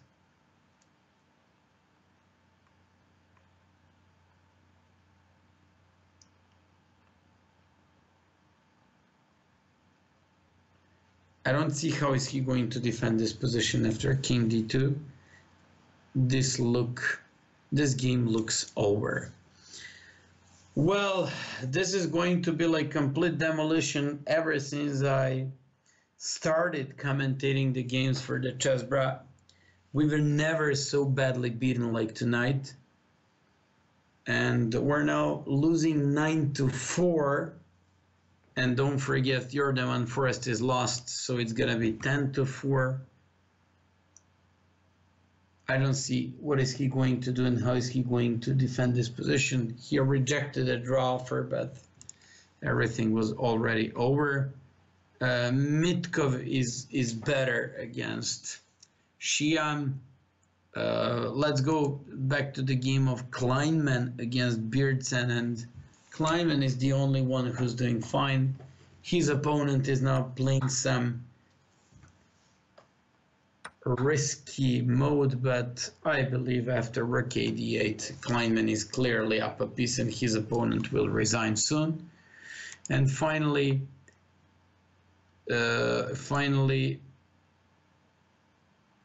yeah. So Kleinman will try to save the day, but queen d4 here. What if queen d4?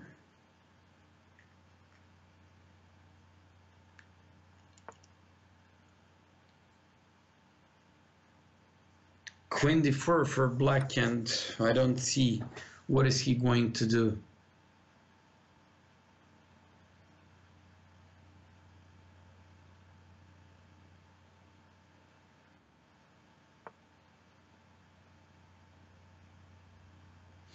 Queen d4, yes. He's completely lost. What a bad day for our team. What a bad day. And it's checkmate.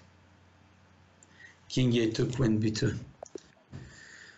Oof, oof, oof. Very bad. Kempen made draw against Flores.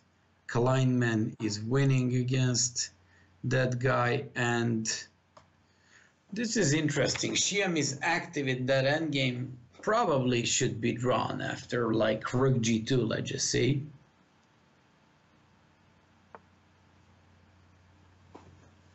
Somebody said compared to his rating, Kleinman has just seemed like the best player this season.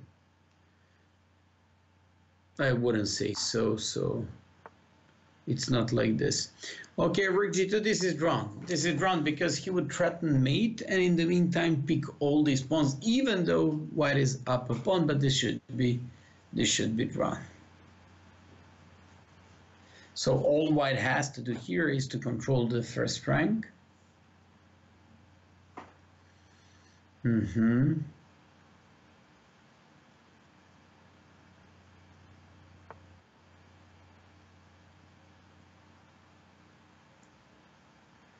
Okay, h5, and now rook h to h2 maybe, or rook h1, or rook e1, rook h to h2.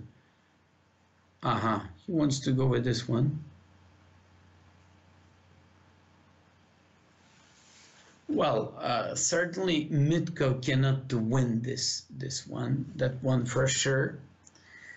And by the way, for all those guys who criticize the choice of the players for tonight, you just have to keep in mind. Before this round, Jordan was making 3.5 out of 4.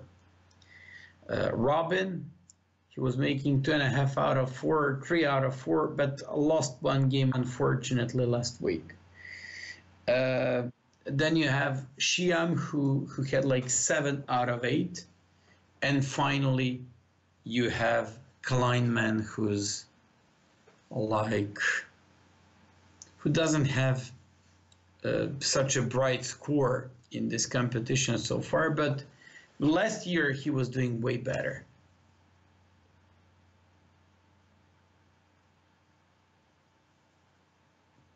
This is draw.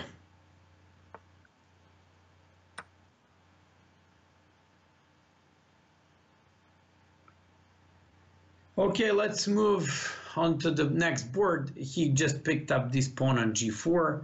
He's going to take the pawn on b4 as well. Nice defense by Shyam in this endgame. I like this one. Let's move on to the game of Michael Kleinman, won by resignation. Let's see just the move 31 when the guy played h5. Kleinman went for king h7. Queen d7, bishop c6, queen g4, and he went for e3, rook f1, queen e6, queen g5, e2, bishop d4, rook g8, and Kleinman won this game very nicely. Congratulations, and well, it's always nice when you get a pawn like this. At least we're not like completely demolished. I mean, this is nice win, so it was very precious thing. So Robin drew his game. Penguin, GM, or Andrew Tang beat up Jordan Van Forest, and now let's just check the game between Hudinovic and Mitkov. This is drawn as far as I see. Even if he loses a piece, he should be pushing the c pawn, and this is well-known drawn. So rook h8, rook somewhere, and now he should go with c4. c4, even if rook c5, c4, yes, exactly, and this is drawn. Somebody said, look at the technique. About what kind of technique are you talking about, man? This is dead drawn. Nobody can win this. And somebody said, great job by white player to win the game. I mean, this is not winning, even though he's going to promote the queen. Black is going to start pushing this pawn. And now there is another pawn to move, exactly. If there was one pawn on the board, then it would be winning because the king would be cut off. But not like this. So for the moment I thought, what were they talking about? I mean, is this really winning? Now he's gonna play king d4. And there we go. I would play here king d4 if I was white to try to win this. And okay, that's a nice draw by Shyam. Okay, check to play king d1 and to agree on a draw. Pretty tough match for us. Thank you all for watching. Hope you enjoyed the commentary. Hope you enjoyed some games. And let's just hope that next week will be better. Thanks for everything, and we wish these guys and Chessbrahs teammates the best of luck next week. Stay tuned and be with us next time. Bye bye.